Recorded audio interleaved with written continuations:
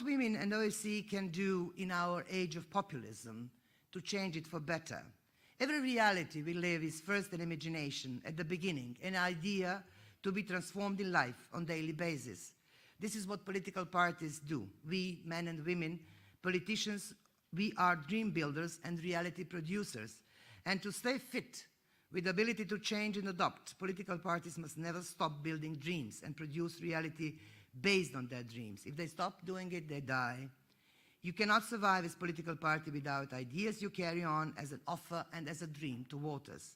Being a populist means that you are a nightmare builder and in reality you produce disasters. So why people love populism then, knowing from history what happens after populism?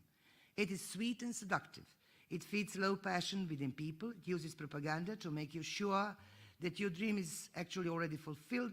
You just need populists to show you how beautiful it is to negatively define everything and everybody else, because then you will look better to everyone than you really are, whoever that other may be, other gender, other skin color, other religion, or whatever. Populism needs enemies, fears, needs the perception that everything around you is in danger, and that hatred, myths, and will to fight is the only possible answer. We female politicians need ODIHR and OSCE structures in different countries to rebuild the dream of human rights and combat injustice, intolerance, and populism in aim to change our societies for better and for good.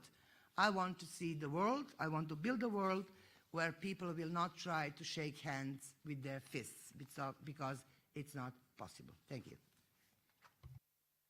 Thank you very much, Ms. Chomic, for your insights and also some inspirational thoughts about the role of the female politicians and their role in shaping our societies, and also giving these thoughts about the future, how we should address the issues faced by our and build the peaceful societies. So now I would like to give a floor to our next second speaker. It's Henry Myrstinen of Finland, and you can see his bio on the screens. I briefly say that he's the head of gender and peace building at the International Alert. And he has worked in many parts of the world, in Southeast Asia, Sub-Saharan Africa, as well as in Central and Eastern Europe. And he researched and has extensive list of very interesting publications. So now, Henry, please take a floor. Good afternoon, and thank you very much for having me here.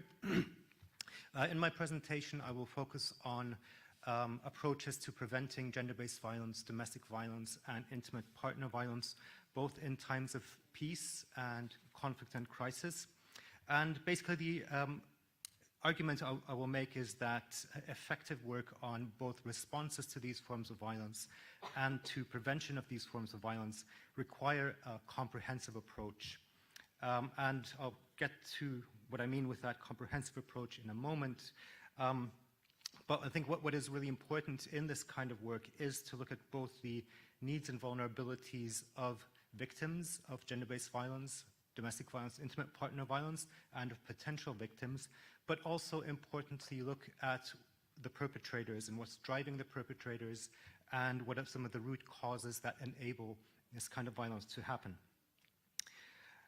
So while particular groups and particular individuals are much more likely to become victims of these forms of violence or perpetrators of these forms of violence than others, in taking this kind of comprehensive approach to prevention and to response, I think we need to, first of all, make sure that we don't overlook the fact that anyone, regardless of their gender, can become a victim or a perpetrator of these forms of violence. And that while gender is an important lens in trying to understand this violence, it is not the only lens that we need to look at, and that we do need to look at gender in relation to other factors through an intersectional lens that takes into account how age, how socioeconomic conditions, how disabilities, for example, how all of these interact with gender to create different forms of vulnerabilities and different forms of power dynamics for different individuals, and therefore different needs and different risks of being exposed to this form of violence. Comprehensive approaches also mean taking a relational look at how gender identities are formed and how this can lead to violence. And not seeing men and women, for example, as living in separate spheres, but looking at how we interact in creating these expectations on each other.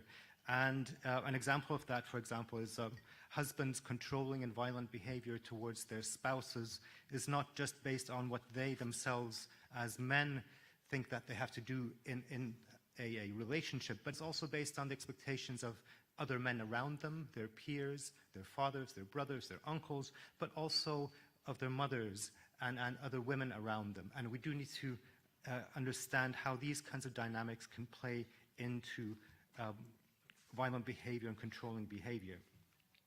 Also, we need to see this kind of violence as not being separate from the economic and social conditions in which people live their lives. And in the work that we've been doing on gender-based violence with our partners, we often see multiple links between these forms of violence and economic precarity, food insecurity, but also mental health issues such as frustrations, depressions, and the expectations, especially on men, to not show these emotions and not work through these emotions in a constructive way, and also a lot of anger management issues.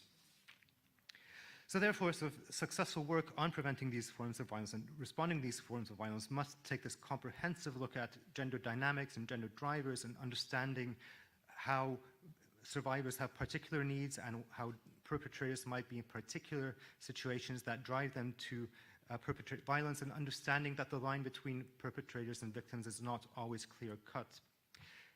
In terms of looking at gender-based violence in conflict and peace, there is, I think, often a disconnect, and the work on this type of violence in these two spheres does not talk to each other enough and see these continuums of violence, because the types of violence we see in conflict and in times of crisis is informed and is an exacerbated form of what came before, what happened in peacetime.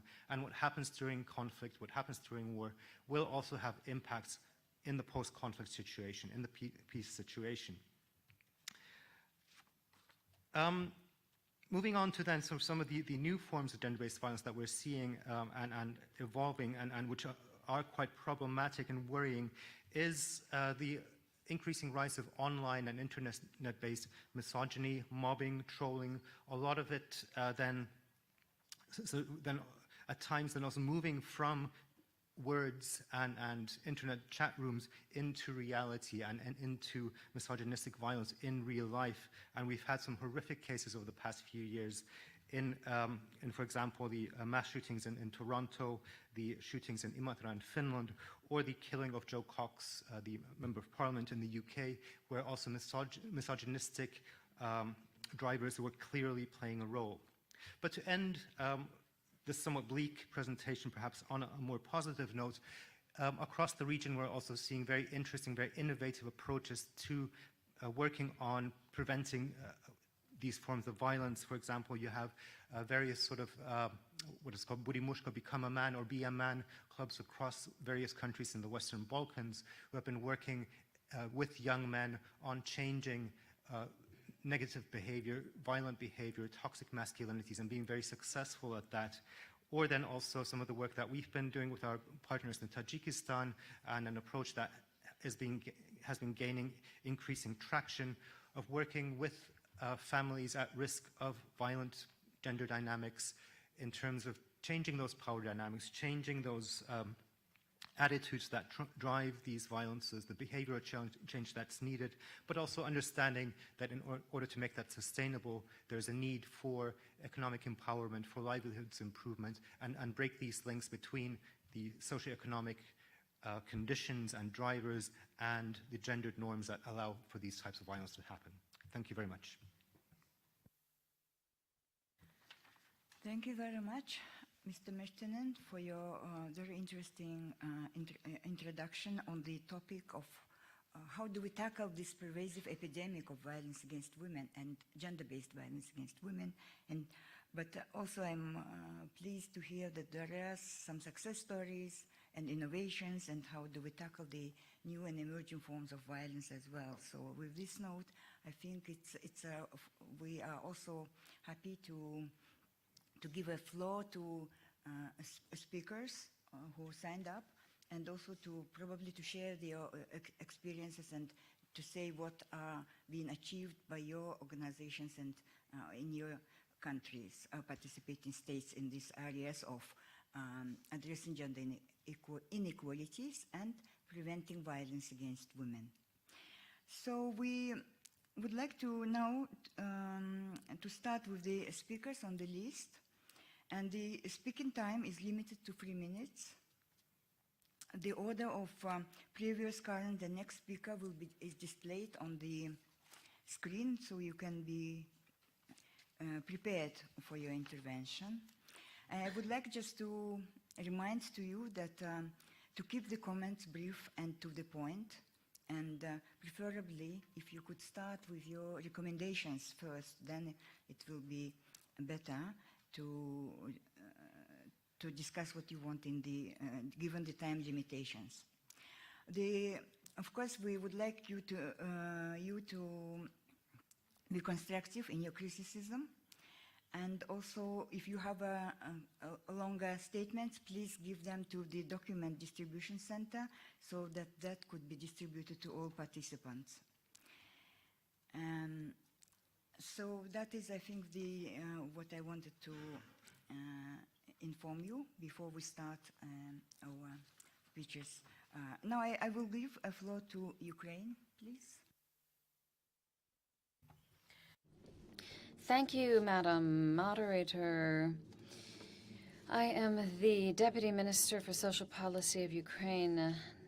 Or rather, I address my comments to the OSCE. I'd like to recommend that ODIHR and the gender section of the Secretariat in their activities pay special attention to assisting participating states to prevent and combat domestic and gender-based violence. Ukraine requires support in preventing violence in families of veterans and implementing special rehabilitation programs. I'd like to note that ensuring equality between men and women is an inalienable component of Ukrainian state policy. Under the leadership of Deputy Prime Minister of Ukraine, a number of events have been held with participation of deputy ministers and vice chairs of regional government administrations, which are responsible for implementing gender policy. Some of the priority steps taken in 2018 so far have been elaboration of the new National Action Plan to implement to CEDAW recommendations referring to the liquidation or elimination of all forms of discrimination against women for the period up to 2021, as well as adoption of the state program to ensure equal rights between men and women up to 2021. This document crucially includes consideration of the gender aspect in economic and social development programs and in human rights legislation. We are also carrying out an assessment of the impact of reform on women and men, and amendments have been made to the National Plan of Action on fulfilling the UN Security Council Resolution 1325 for the period up to 2020. Today in Ukraine, these issues are especially critical due to continuing armed aggression of the Russian Federation against Ukraine. The military activity, now entering its 5th year, is multiplying cases of domestic violence and gender-based violence. It demands special attention so we can ensure the rights of women and men of various social groups. Annually, there are more than 100,000 cases of domestic violence. According to statistics, 1 out of every 5 women is a victim of domestic violence. The law on preventing and countering domestic violence in Ukraine, or rather domestic violence and gender-based violence, has entered into force this year. It takes a comprehensive approach. Under it, domestic violence is criminalized. This new norm of the criminal code enters into force in January of 2019. To ensure implementation, a number of other steps have been taken, including promoting cooperation of implementing bodies, providing shelter for victims, creating mobile units, providing social and psychological assistance to victims, and providing psychological support in the education system. Today, in Ukraine, there are 46 mobile units providing social and psychological assistance in 10 regions of the country, including for rural populations and those living near the line of contact. In the past 2 years, 7 new shelters for women suffering from domestic violence and gender-based violence have opened their doors, and specialists are being trained. Thank you very much for your attention. Thank you very much, Ms. Fedorovich. Now I will invite to floor Rosa Primavera News Agency, please. Добрый день. Good afternoon. My name is Toni Zirit. I represent the information agency Rosa Primavera in Germany. One of the topics of my investigation is the cultural impact of identity politics, including gender policy, on national security. During my investigations, I have been increasingly convinced that the ultimate integration of the gender mainstreaming does not create a positive culture, but basically creates a culture of victimhood, dividing society. The thing is that it undermines the foundations of a democratic society. I would like to give you the latest example of how this takes place. At the beginning of the year, a new government came to power as a result of the Velvet Revolution. The new government positioned itself as representing the highest ideals of Europe. One of these values is mainstreaming gender issues into the national culture. These events were supported by the European community back in April. The EU also promised to boost its cooperation with the new government for better to reform the national strategy. The regime change in Armenia was also supported by other international players. However, from the outstart, the government started to take advantage of the law enforcement and repressive approaches to persecute dissenters, those who don't agree with the gender mainstreaming and culture. This is an initiative group of support of Christian values and the traditional family. Their offices were raided and their equipment was confiscated. The official excuse for what the law enforcement agency did is a special forces scandal with regard to the tapping of phones, and the head of the Special Investigator Services, which was published on the 5th of September in social networks. In these conversations, two heads of the specialized services discussed how they were going to put pressure on these different bodies to destroy the political opposition. It's difficult to understand how an organization on supporting family values is able to tap into the phones of the special services of Armenia. Basically, this is clear that it does not share the gender principles and the pressure on families. This is something which shows that the authorities is opposing the gender approach. Such a scandal in any democratic country, in Germany, for example, would lead to people having to leave their positions of leadership. But here there is pressure on opposition media, such as Yerevan Today. We see what kind of culture is being formed by gender principles. In Germany, similar processes are seen. In the Bundeswehr, I'm going to present the results of my investigation at 6:15 in the upper meeting room. Thank you. To floor next speaker, Desteradas Hayas de Evas, please.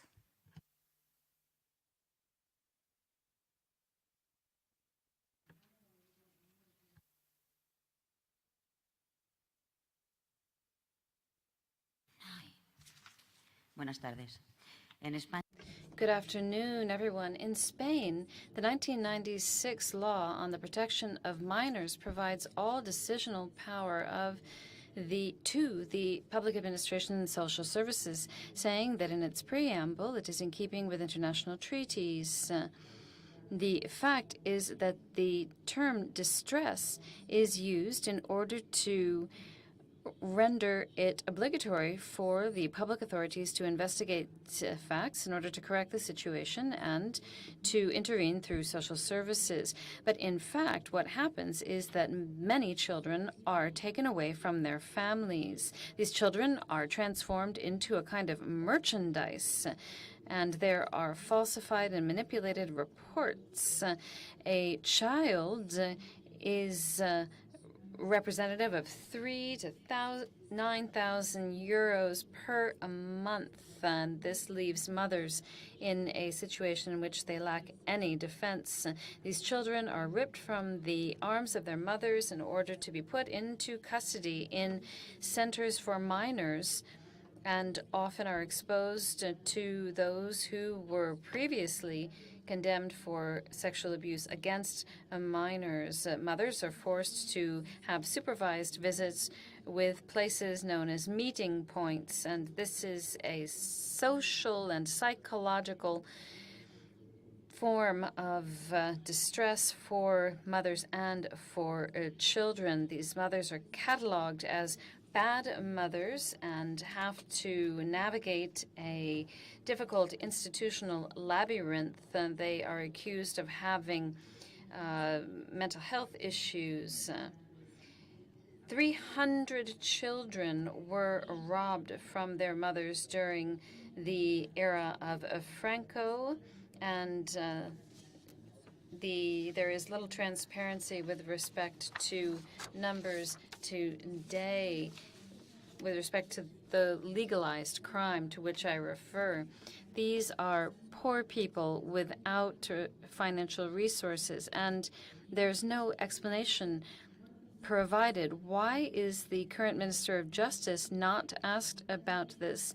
Documents were signed so that a young mother of 15 years old lost her child. She was told that her child had died in childbirth, but this was not true. In Germany, the Jugendamt withdrew over 21 years more than 628,000 children from their families, and 250,000 children were taken from their families in Norway by Barnevernet, and in France, 300,000 children were separated from the family. There must be international debate on this. The parent-all ration resistance, please. Good afternoon, ladies and gentlemen. My name is Dana Shamenyetova. I represent the organization which is Parent All Russian Resistance.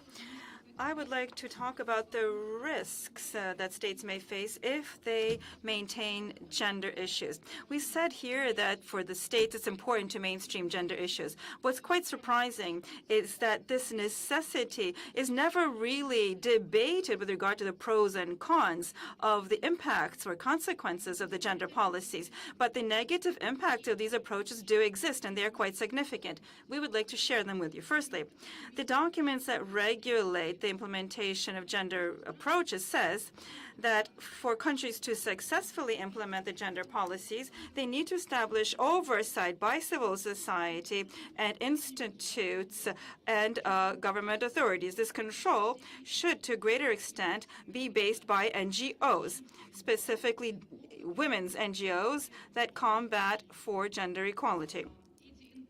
These NGOs, based on many of the documents on gender mainstreaming, should, I quote, change the structures of social, economic, and cultural institutes in order to more swiftly attain gender equality.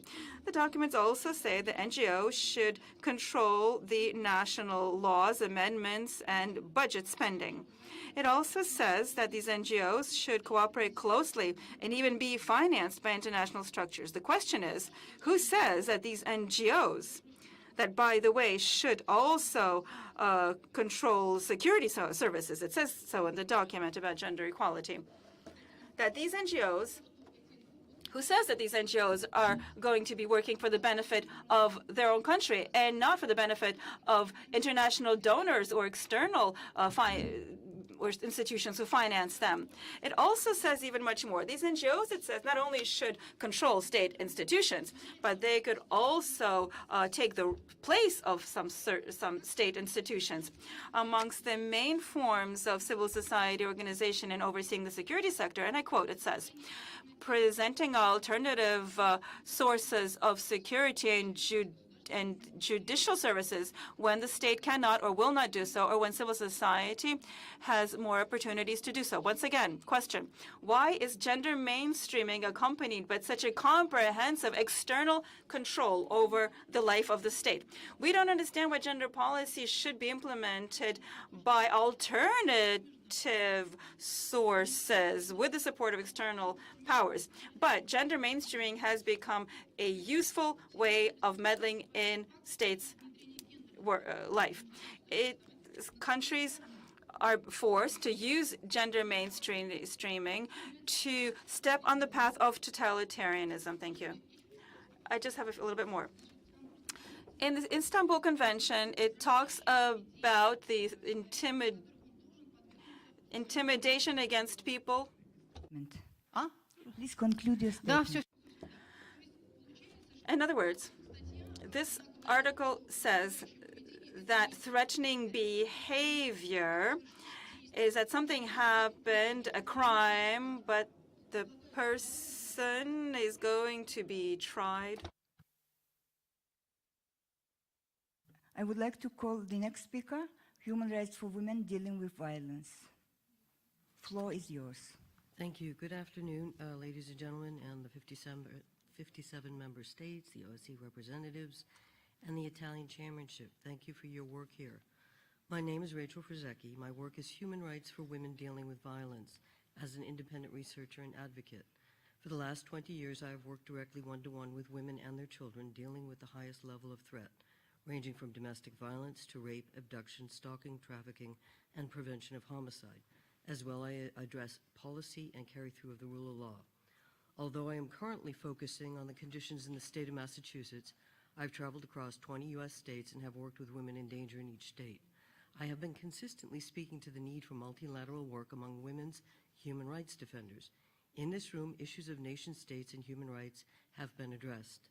I would like to take a moment, about 10 moments, and ask everyone here to focus the attention of everyone in this attention. I would like to ask each of you to take a moment, reflect on your own personal experience with or knowledge of an instance of a sexual assault or any form of physical violence against women that you know of. I would like you all to take a minute and think about that.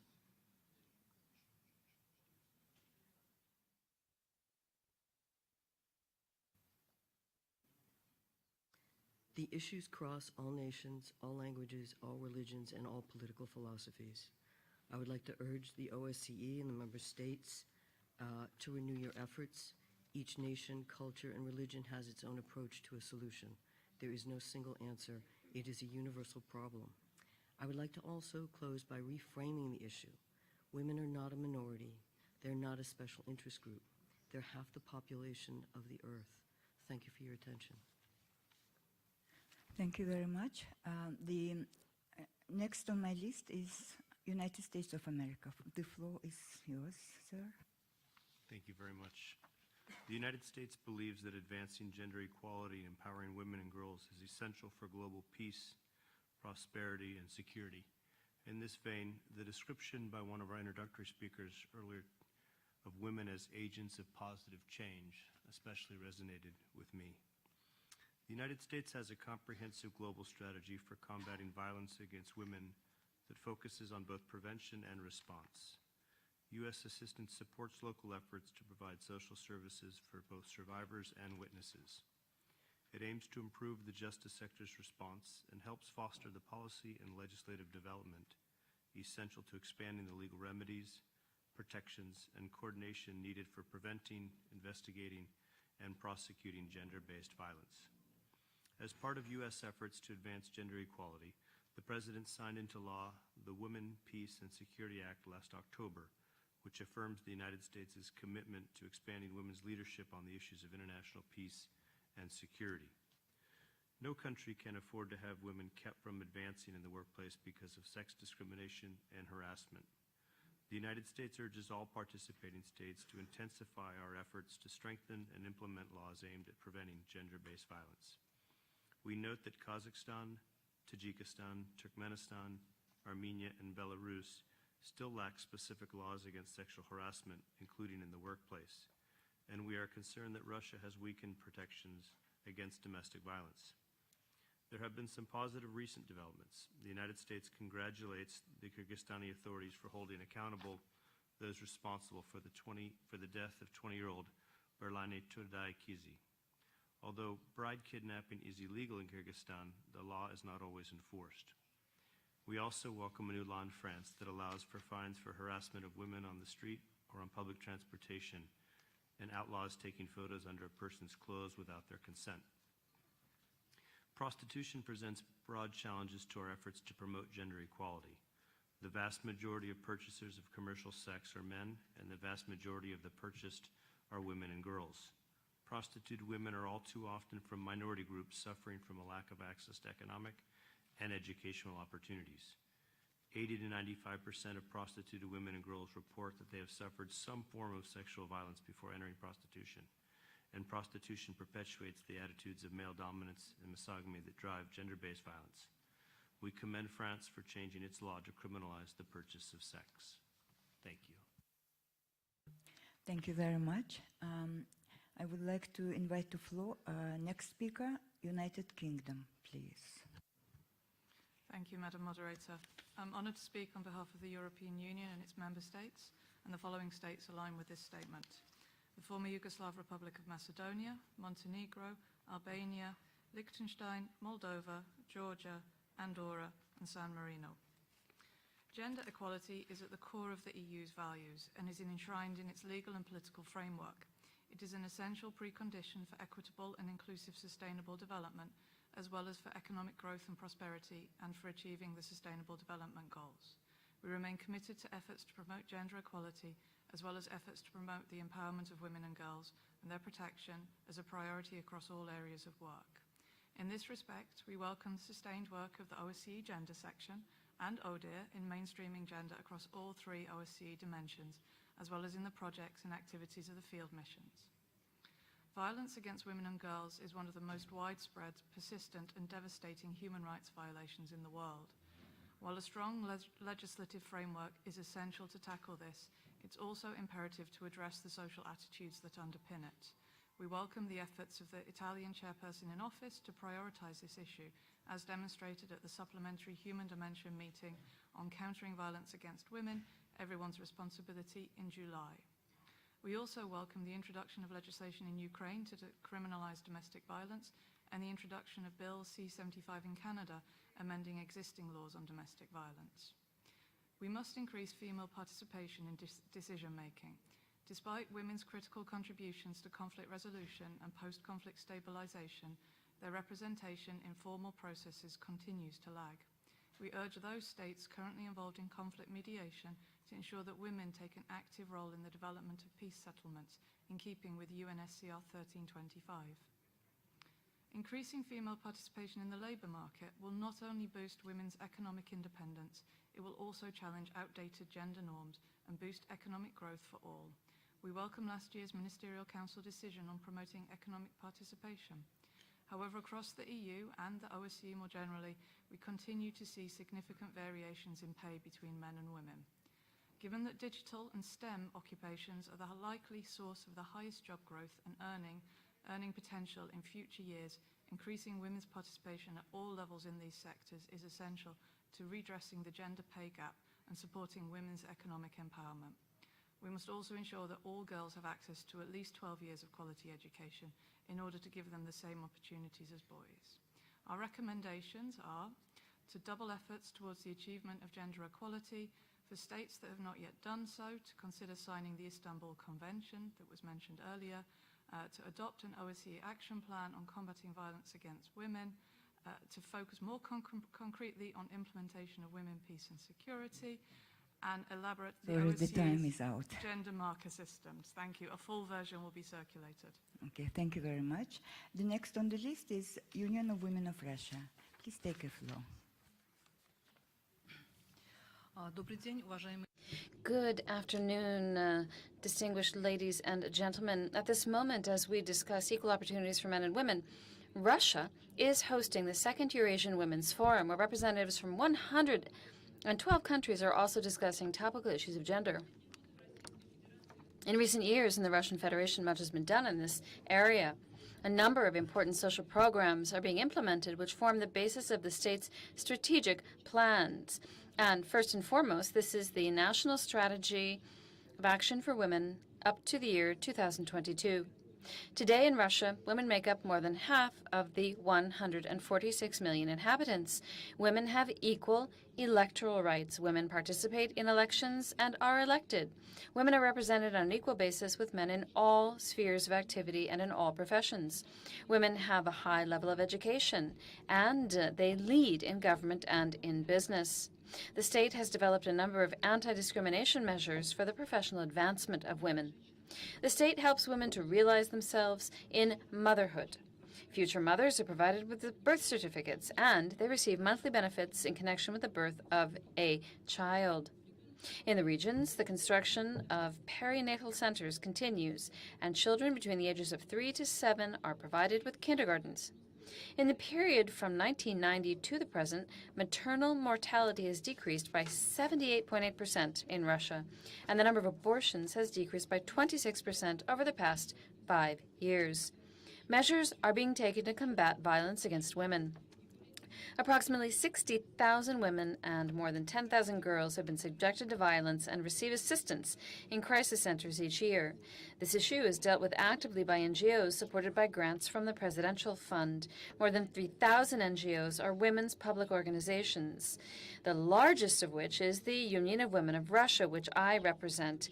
Our group includes more than 22,000 councils of women living in 82 regions of the Russian Federation. As part of our activities based on international and Russian documents in the field of protection of women's rights, our Women's Union of Russia implements the program Equality and Development for the World in the 21st Century and deals comprehensively with gender equality issues. More information can be found in the report that you will find in the foyer. Thank you. Thank you very much. I would like to call on the representative of non-governmental and non-commercial organizations. Добрый день. Association. Good afternoon. This is probably the last time I speak today, and I would like to thank you all for giving me this opportunity to speak once again at this important event. Today, I am speaking as a representative of NGO, who, on my own experience, have shown the role that women can play in politics and elections. I was voted in as a member of the local Gishnet and as someone who ran for office in the Kyrgyz Republic. I'm not talking about the fact that I was elected or not, but the fact that I participated and that I, as a woman, was lucky enough to be able to raise the issues which are of concern to my country. I don't know if it's worth mentioning, but I just wanted to say that we do have issues of corruption with regard to gender equality and the promotion of gender projects. There is no transparency there. Dozens of projects which focus on gender issues only are assessed, but there is no progress made there whatsoever. Now, what's interesting here at ODIHR and OSCE, I think this is a wonderful platform because it was here that I was able to realize myself as an individual and a politician. I have learned a great deal here, and the program that I put together was formed from the topics covered here. But I'm surprised that when the OSCE produces the outcomes of its monitoring missions, they don't see that a woman who has run for office in Central Asia for the 4th time and gains enough votes to get ahead of men, no one knows about her name or her at all. It was just one woman, okay, but that woman got over 100,000 votes. That's important, is that she was able to stand her case in court, and that she was a candidate for the presidential, for president. All of these are important. I have proven in court that dozens of districts were formed illegally, and I have proven that today there are no biometric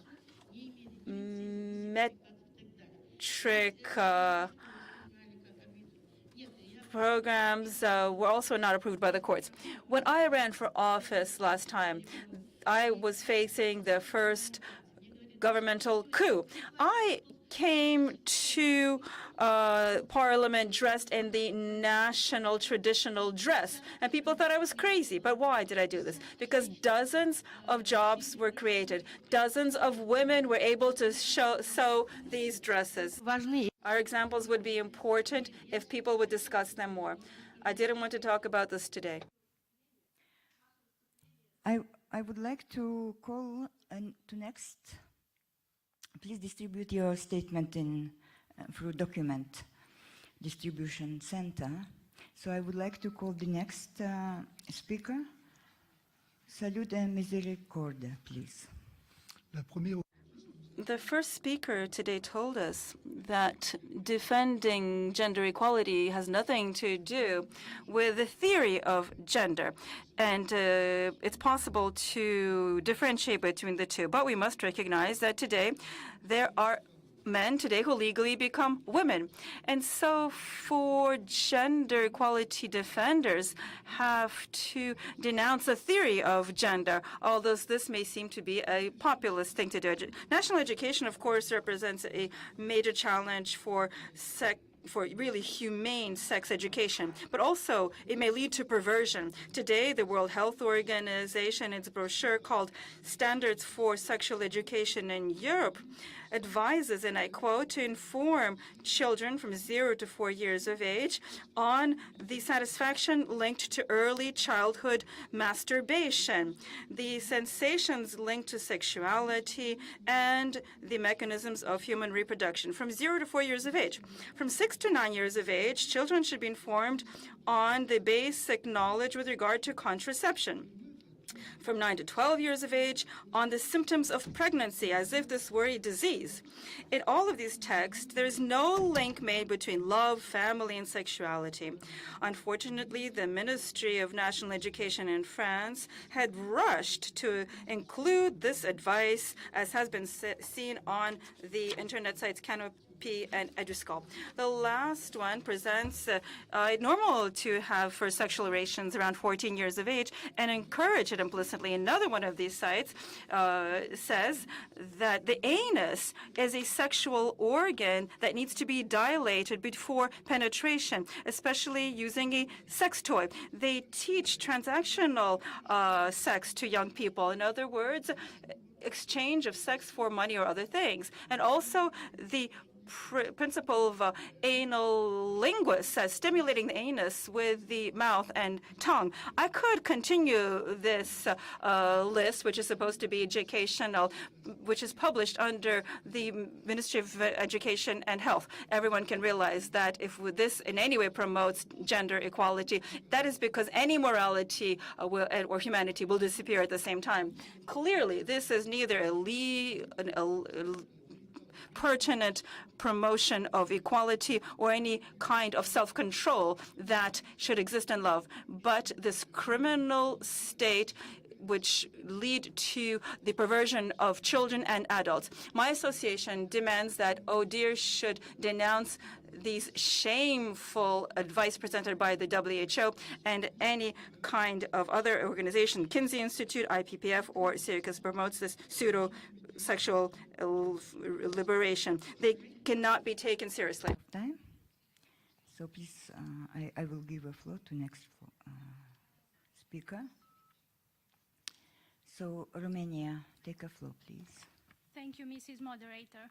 On behalf of the Ministry of Labor and Social Justice of Romania, I would like today to briefly present a few relevant aspects regarding the promotion of gender perspective and protection of women and girls in Romania.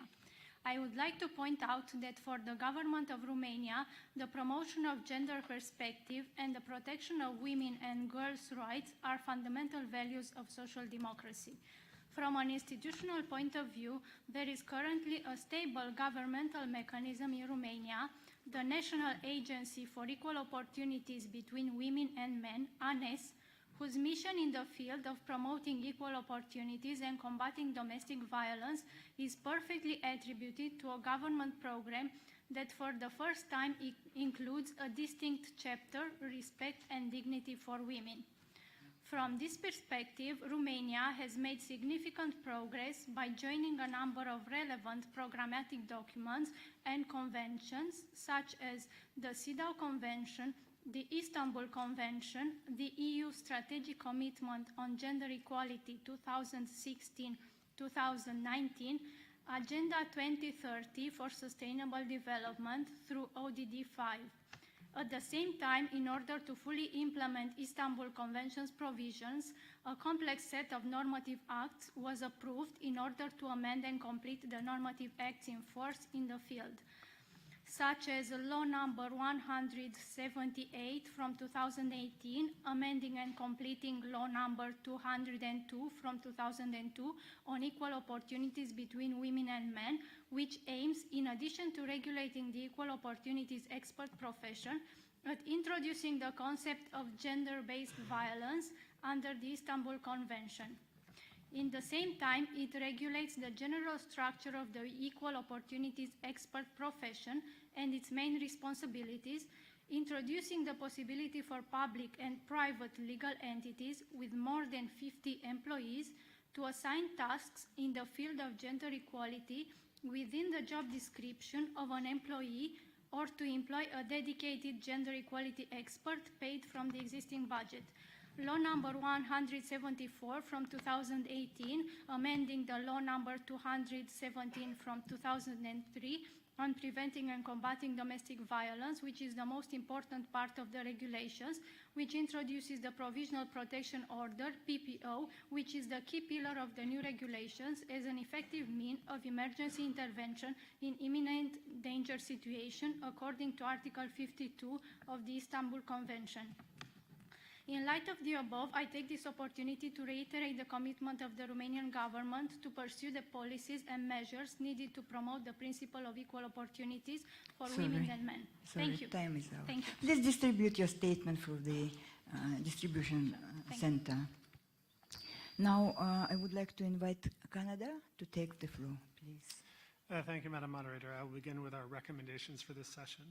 Firstly, that OSCE participating states take meaningful action to implement the 2004 OSCE Action Plan for the Promotion of Gender Equality and to fulfill Ministerial Council Decision 8/14 to elaborate an addendum to the Gender Action Plan. Secondly, that OSCE participating states reach an agreement in Milan on an OSCE ministerial decision on combating violence against women. Third, that OSCE participating states recognize the pervasive and disproportionate abuse, harassment, and violence that women face online, and that this recognition is followed by the adoption of policies and programs to address this serious human rights issue. Fourthly, that OSCE participating states fully recognize the relevance and benefits to our collective security of women's full participation in all decision-making processes, and that UN resolutions on women, peace, and security are reflected in OSCE decisions and commitments. Fifth, that participating states partner with domestic and international civil society organizations to address systemic barriers that drive discrimination against women and girls.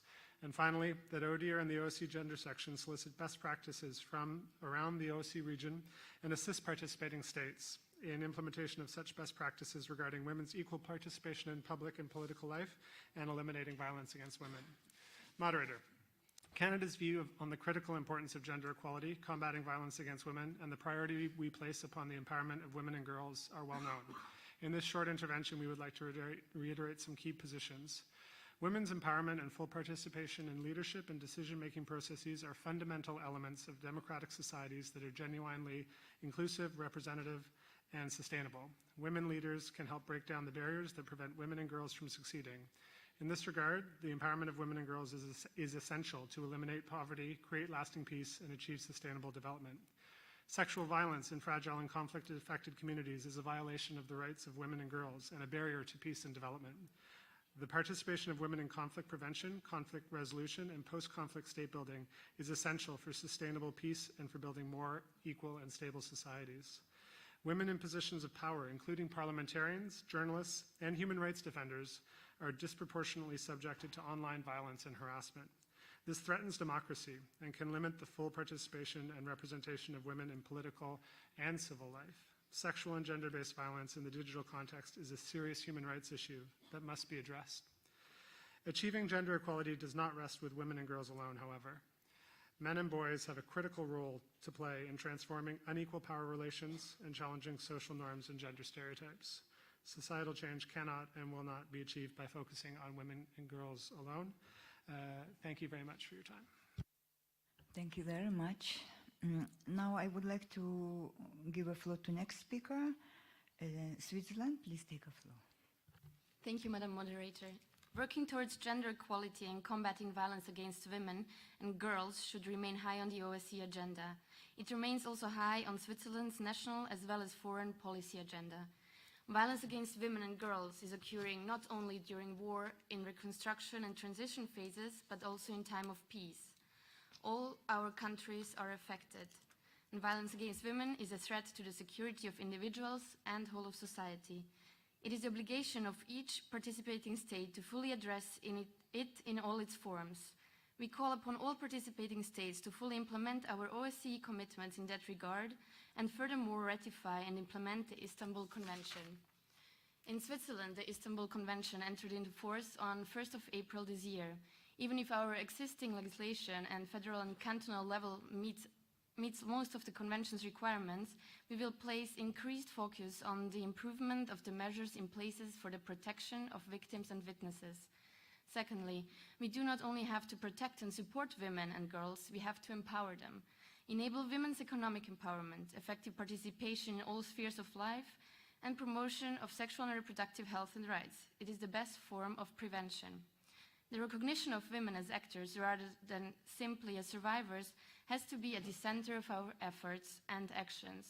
It is widely recognized that gender equality and the empowerment of women go hand in hand with sustainable development and economic growth. It is also a crucial factor for building inclusive and peaceful societies. Thirdly, the effective inclusion of men and boys in promoting gender equality and women's rights is crucial. As gender norms are constructed and reinforced by men and women, it is not enough to focus on women and girls only, but we need to pay particular attention to mobilizing men and boys in order to shift social norms and transform social roles toward greater equality. Switzerland welcomes the OSCE's focus on the role of men and boys in promoting gender equality and ending violence against women, in particular through the OSCE Men Engaged Networks.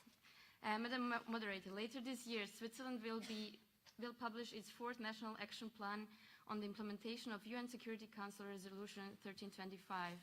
This resolution indeed shifted the perspective how we see women in conflict situations, not merely as victims and vulnerable groups, but as important stakeholders when it comes to conflict prevention, resolution, and creation of sustainable peace. The OSCE, as the largest regional security organization, has a vital role to play in assisting participating states in the implementation of the 1325 agenda through its expertise and capacity building efforts. In closing, let me underline Switzerland's full support to the OSCE's efforts in promoting gender equality and combating gender-based violence across the entire OSCE region. Thank you. Thank you very much. Now on my list, next speaker is Shah-Aum Public Association. Good afternoon, ladies and gentlemen. I represent the Shah Alim Public Association of sex workers from Russia, as well as from a few other countries, Tajikistan included. Violence by the state and society is the reality of sex workers' daily life. When we talk about sex workers, we mean female, male, and transgender adults over 18 years of age who voluntarily provide sexual services for a fee. We often experience violence only because we have chosen to earn in this manner. There are certain factors that contribute to violence against sex workers. They are legislative prohibitions of sex work. One example is in Tajikistan. In 2015, administrative responsibility for sex work was increased, contrary to CEDAW recommendations.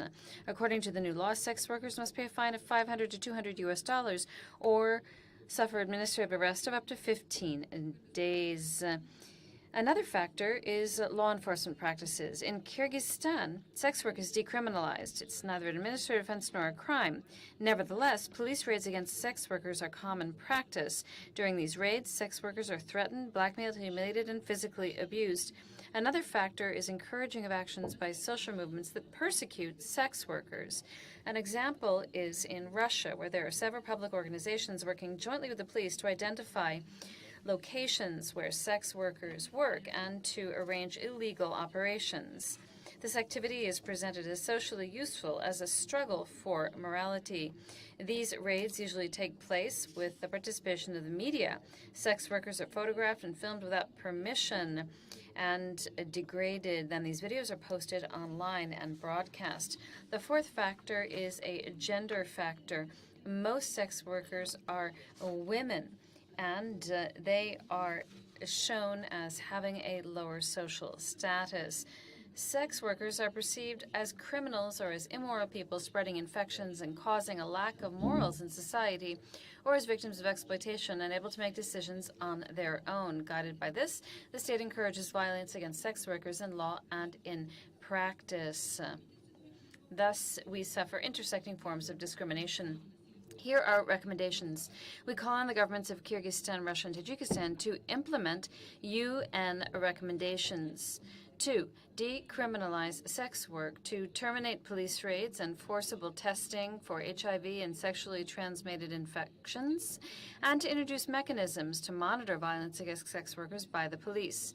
We also call on the governments of our countries to make decisions and develop laws related to sex workers with their meaningful participation. Thank you. Thank you very much. And next speaker is Uzbekistan. Please take a floor. Thank you very much for giving me the floor. Today I represent the AYLA, the Investigation Research Center in Uzbekistan. Now, today Uzbekistan is considering gender issues with regard to the UN Development Goals, as well as under our program 2017. We have a range of measures on supporting the family and supporting its unity and smooth development. This year, for the first time, the government created a practical research center. We have supported the concept of the institution of the family and adopted a program on enhancing social rehabilitation and adaptation and the prevention of domestic violence. The priorities for these policies in this area are, firstly, a deep investigation for the reasons of social and family conflicts and situations that lead to violence in the home, and early prevention. Also, to upgrade the social rehabilitation adaptation systems, firstly by targeted assistance for people and families in high-risk groups. The creation of a center for the rehabilitation of people who have been victims to family violence, which means that they can provide medical, psychological, and social, educational, legal assistance to people who find themselves in difficult situations, also linked to domestic violence they may face. Thirdly, the creation and efficient system of state bodies working with civil society institutions, as well as to solve any kind of family-based conflict. Fourthly, to eliminate intolerance in society towards any type of family conflict with the inclusion of other family members, also to help vulnerable people.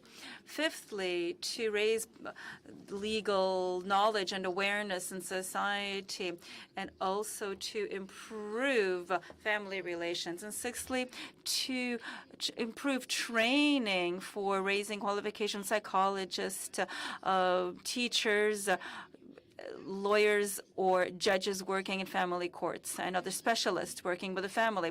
All of these comprehensive measures are implemented by involving not only the state bodies, but as many participants of society as possible, with civil society and with ministries. In realizing the importance of the provision of equal rights of women in the family and society, we recommend that the OSCE should help to reboost family values and its role in building stability. Thank you very much. Much to representative of Uzbekistan. Now I would like to give a floor to representative of Council of Europe, Warsaw office. Take a floor, please. Thank you, Madam Moderator. The overview of the Council of Europe activities in the gender equality field may be found on HDIM website, and here I would like to highlight two specific issues.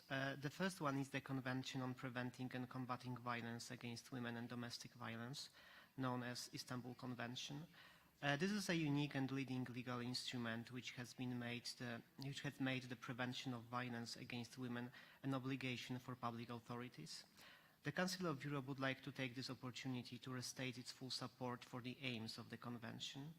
Over the past few months, we have witnessed the developments that have occurred in some of our member states, which aimed at undermining the Convention and its goals. The Istanbul Convention is the first and only legally binding instrument in Europe on violence against women. The Convention continues to enjoy widespread support and has so far been ratified by 33 member states and signed by the EU. The aim of this convention is to protect women from violence and nothing else. This protection is needed in all member states, and this is why we should all give our full support to this treaty.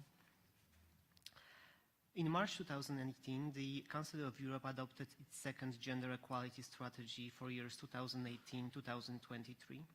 This new strategy builds on the vast legal and policy acquis of the Council of Europe in the area of gender equality, as well as on the achievements of the Gender Equality Strategy 2014-2017. In order to take into account new developments and the current situation of women and men, a new priority area was included in the strategy aiming at protecting the rights of migrant, refugee and asylum-seeking women and girls. In addition, a stronger focus is put on the importance of socio-economic issues and on the role of men and boys for the realization of gender equality. The overall goal of the strategy is the effective realization of gender equality in Council of Europe member states by supporting the implementation of existing standards. The overview of the implementation of gender equality standards reveals that while progress is made in some areas, the risk of stagnation or even backlash is real. The challenges that Council of Europe member states face are related to wider global and regional context, including shrinking resources and a backlash against women's human rights led by various religious and conservative groups that contribute to widening the gap between gender equality standards and their implementation. Other challenges affecting European societies include a socio-economic situation that often hampers women's empowerment and the need to guarantee the human rights for all women. These issues are addressed in the strategy. Finally, this year's edition of the World Forum for Democracy that the Council of Europe organizes in Strasbourg in November will be held on the issue of gender equality. Sorry. Yes, we invite everyone to come to Strasbourg. Thank you. Thank you. Thank you for invitation, and you can distribute your statement through this documentation center. So now next one, I would like to give a floor to representative of France. Take a floor, please. Merci. Thank you. I joined in the statement made by the European Union, and I'd like to add a few items in a national capacity. You suggested beginning with recommendations, so we call on the OSCE to continue its efforts in order to ensure the implementation of all of the fundamental rights to promote equality between men and women. And we encourage the OSCE as a regional organization, security organization under Chapter 8 of the United Nations, to devote more resources to implementing the Women, Peace and Security agenda, as well as increasing the role of women at all stages of the conflict cycle, as well as promoting their rights as victims of conflict. Equality between women and men constitutes a national cause. Much has been done for many years in strengthening the respect of women's rights and promoting equality between women and men and fighting against gender-based violence. France, in 2014, ratified the Council of Europe Convention on Preventing and Combating Violence Against Women and Domestic Violence, and has considerably strengthened its preventive and punitive measures regarding any acts of violence against women. After the adoption of a fifth plan to combat violence for the period 2017 to 2019, a law was adopted last 3rd of August in order to intensify actions to counter sexual and sexist violence This law creates a new crime of sexist insult to punish harassment in the street. It also expands the definition of online harassment. These actions form part of a 5-year strategy to combat sexual and sexist violence and include the participation of all ministries. The combat for equal pay remains at the heart of public policy to promote equality between women and men.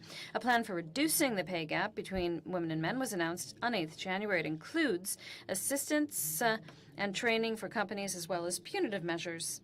France has adopted its third strategy for equality between women and men for the period covering 2018 to 2020. The principle of equality between women and men is at the heart of French development policies and is a strong pillar in our international actions. As President Macron has said, whenever women's equality is questioned, development is hindered, as is the capacity of a society to become more free. Women's ability to take their rightful place is hindered. This is a profound civilizational battle. It is our common challenge. These are our absolute values, and they are universal values on all continents at all latitudes. We are focusing our efforts on the following areas: right to sexual and reproductive health, the economic independence and political participation of women, as well as fighting against all forms of gender-based violence and involving women in democratic governance, as well as the role of women in fighting against climate-caused problems. Thank you very much. I will distribute my text. Now, the next speaker, Holly C., please, take a floor, please.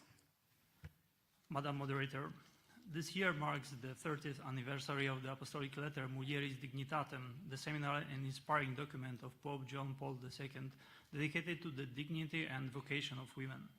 While it is worth noting that much has been accomplished in different international fora during the last 3 decades, discrimination and violence continue to be an all-too-present reality for women also in the OSCE region. Our delegation is grateful to the Italian OSCE chairmanship for having devoted this year's second supplementary human dimension meeting to the topic of preventing violence against women, and would like to echo 2 issues that were presented during that meeting by various civil society organizations. First, the hyper and over-sexualized culture that has become pervasive in our societies, in the media, in entertainment, in social media, is deeply destructive to women and girls and must be challenged. Such a culture, which not only distorts the dignity of women and human sexuality, but advances in acceptance for such distortions, represents a tragic relapse into a view of women that should have been surpassed long ago. Women are not property, women are not sexual objects, and women should not have to accept that men regard them as such or have to conform to such a distorted vision. Second, a particular form of violence directed against women that should be given further attention is that suffered by girls, including very young girls, again because of their sex. In this regard, it is also troubling that even in the OSCE region, abortion of unborn girls for the sole reason that they are girls and not boys do in fact occur. This disturbing phenomenon must not be ignored. The delegation of the Holy See wishes to make the following recommendations: that OSCE participating states advance efforts within the organizations to use an adequate and clear language regarding gender equality, which complies with the common, ordinary, and generally accepted understanding of the expression. That ODIHR, in its next publication on violence against women or discrimination against women, devote particular attention to the harmful impact that today's hypersexualized culture has on women, especially on young women and girls. And finally, the Holy See would like to reiterate its strong support for those efforts made to protect women and girls from any form of violence and exploitation, and to ensure their access and participation in every sphere of society. Thank you, Madam Moderator. Thank you very much to Representative Holy See. Now, the next speaker is Information Agency Regnum. Take a floor, please. Good afternoon. The family unit is the foundation of a stable state. The surest way to destroy the institution of the family is to start a campaign to defend some members of the family against others. This is how there is an unprecedented assault on the family in the guise of combating domestic and gender violence. Almost 20 years have gone by since the actions of the OSCE on the area of gender equality, and we can now clearly assess the results of the mainstreaming of gender issues into reality. The implementation of laws with regard to founding gender and family violence has turned into the juvenile justice system. By judicial functions have been transferred to administrative bodies and NGOs. We have seen what this had led to. When children are, by the police, are torn from their families and are placed in juvenile centers that are more like prisons. Almost in half of these cases, these children have to come back to their families by court decision, which shows that this was illegal at the outset, but sometimes the social services return the children to the centers. We get the feeling that the gender and juvenile approaches are not to help families and children, but to destroy the family unit. A parallel court system is created that no longer guarantees that citizens' rights are going to be protected as fair trial and presumption of innocence. Many countries are doing this by using anti-constitutional methods and tricks, by referring to international conventions. A state that has a rule of law could not stand these amendments because they are against the Constitution.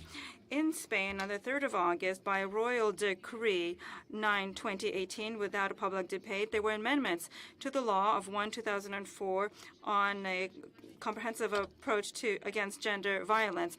Now, previously, the victim could also be deemed by court decision, but now this can only be done by reports from social services or through centers that help victims of violence or other administrative bodies or any other competent body, anybody in fact. The social services reports, which cannot be appealed, are tantamount to court decision, which cannot be subjected to court oversight. The consequences of this could be penal punishment. This amendment not only changed the laws, but the civil code, which is unprecedented, which presents a vague definition of deeming who is a victim. Now, because there's so much funds are presented to victims of gender violence, you can see how this is going to impact the family. The family is destroyed not only psychologically, but physically. No one will be safe because the Istanbul Convention. I would like now to call on the next speaker, Russian Federation, please. Thank you very much. Distinguished Madam Chair, colleagues, Russia is one of the leading countries in the area of promoting gender equality and has constantly actively empowered women professionally and in their family lives. The steps undertaken by my country are fully in keeping with the OSCE Action Plan for Gender Equality. The Russian Federation has traditionally taken part in international fora on improving the situation of women. We note with satisfaction the active debate that took place as part of the additional special OSCE consultation on the human dimension on eliminating and preventing violence against women that took place in July of this year during the Italian chairmanship. I would like to note that Russia has always held numerous international events on defending women's interests, and in parallel with our Warsaw meeting in St. Petersburg, the second Eurasian Women's Forum is being held.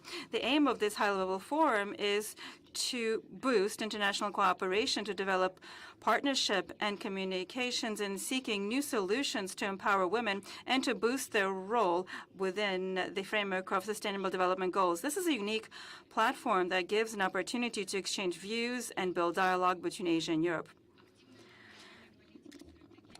The strategies and policies with regard to gender equality in all aspects is also being implemented nationally. We are implementing a national strategy for women 2017 to 2022. Some of the priorities of this strategy are to improve the economic situation of women and to overcome stereotypical views of the social roles of men and women.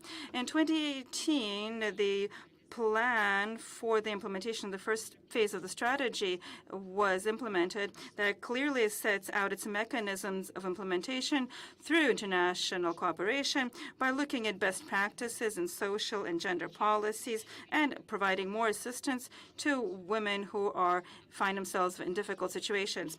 Now, the statistics below are a good indicator of the successful policies of science, technology, engineering, and math. Based on OECD data, the women involved in exact sciences in the world are almost 30%, but in Russia, this number is 42%. Based on another assessment conducted by UNESCO, Russia is in 5th place in international rating on the share of women who work in research.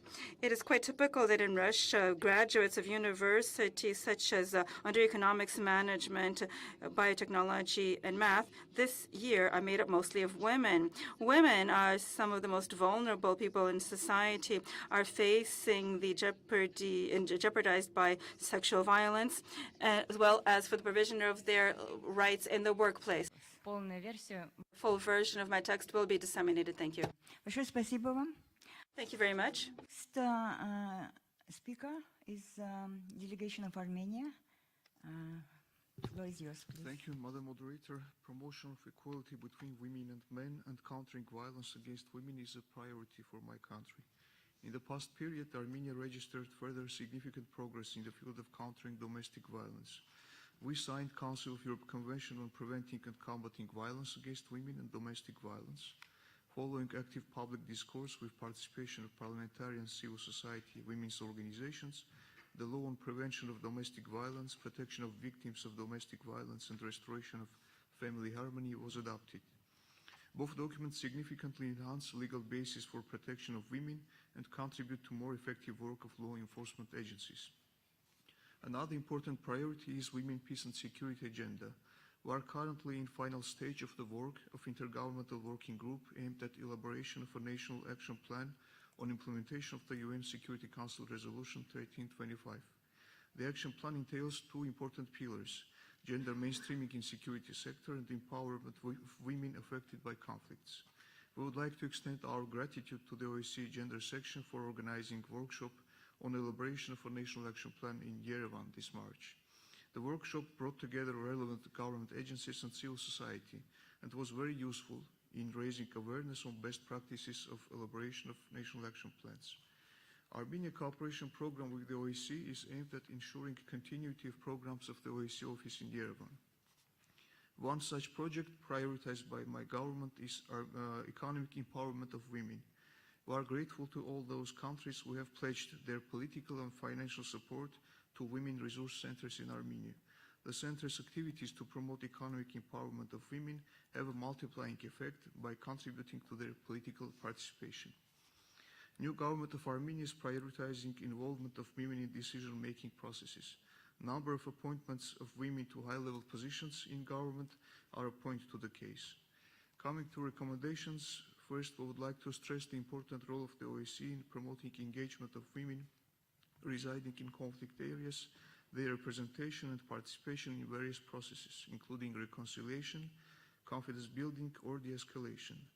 The OSCE and its various actors dealing with gender perspective in conflict situations can bring an added value if they streamline their projects and initiatives on the needs of women residing in conflict areas. And second, OSCE should promote unimpeded humanitarian access to women residing in conflict areas throughout the entire OSCE region. Thank you, Madam Moderator. Thank you very much. And now the next speaker is Independent Human Rights Protectors. Please take a floor. Thank you very much, moderator. I am a lawyer from Tajikistan. I will begin with recommendations. I call on the government of Tajikistan to cease interference in the private life of citizens by dictating forms of dressing for women and forcing women to wear the hijab. Women should be left alone. And I also call for seizing the persecution of dissenters. We are free to think what we want. I also call for the freeing of political prisoners. Today, I would like to talk about the right to dress as one wishes as a woman in Tajikistan. Women who wear the hijab have asked me as a representative of my gender to discuss this issue. There should be no limitations on whether or not a woman chooses to wear the hijab. According to law enforcement authorities, it is legitimate to carry out raids on women who wear hijabs. And this is a violation of the constitutional rights of citizens. There was a statement made last week by a representative of the government regarding the wearing of hijabs in Tajikistan. Now, I have a number of facts on hand that I can present.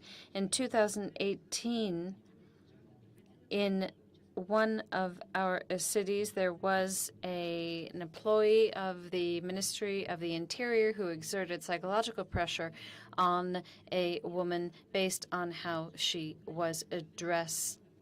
And there was also a raid in the market of a Tajik city on a market stall that was selling hijabs, and women have been forced to redress, to change their way of dressing. In August of 2017 in Dushanbe, there was repression of a number of women, and they were tortured because they were considered to be relatives of someone who was considered to have committed treason simply because she was wearing a hijab. These individuals are worthy of dignity and respect. I want to draw attention to these existing practices in Tajikistan. I want to draw attention as well to torture and violence and slavery, which are realities in Tajikistan. And I want to cite the case. Your time is over. Thank you. Next speaker is National Assembly of People with Disabilities in Ukraine. Please take a floor. Thank you. With respect to the rights of women with disabilities, these women suffer from two forms of discrimination, both discrimination on the basis of gender and on the basis of a disability. As a result, it is clear that in most cases, the health or medical facilities are not accessible, not physically accessible to disabled women, and medical information is not accessible to blind women or women with intellectual disabilities. There is a lack of proper equipment to be used by women with disabilities suffering from certain disorders. This is a violation of their human dignity. So it's important that policies and laws be elaborated, keeping in mind women with disabilities. Reform in the health sector is critical. There is a great risk that this population group will further suffer in terms of its deprivation of rights. We also call for inclusive education at all levels. Another issue of concern to us is the ability of women with disabilities to be employed. Currently, we do not see this inclusion across the board in our society. I refer as well to transport. Another group of women that I want to refer to are women who have been injured in the war. They require special attention and assistance. My recommendations are to carry out during monitoring missions in Ukraine special activities with respect to the situation of women with disabilities. Separately, I'd like to note the role of women with disabilities in political and social life. The fact is that political parties do not understand the barriers faced by disabled women. Political parties see people with disabilities as clients or patients, and they don't see them as candidates. In the last election, for example, these were local elections, women who were disabled were shown to be more vulnerable. Thank you. And the next speaker is Commissioner for Protection of Equality of Serbia. Please take a floor. Thank you, Madam Moderator. Ladies and gentlemen, my name is Jelena Kotević. I'm from the Commissioner for Protection of Equality of the Republic of Serbia. According to the provision of the law on the prohibition of discrimination, the Commissioner for the Protection of Equality is an independent state body of the Republic of Serbia, which is autonomous in discharging of its duties as stipulated by the law. Bearing in mind the law prescribed competencies of the Commissioner to monitor the implementation of laws and other regulation, and to issue recommendations to public authorities and others, measure for achieving equality in order to implement and promote protection against discrimination. And I would particularly emphasize that the Commissioner also monitors the implementation of the gender equality law.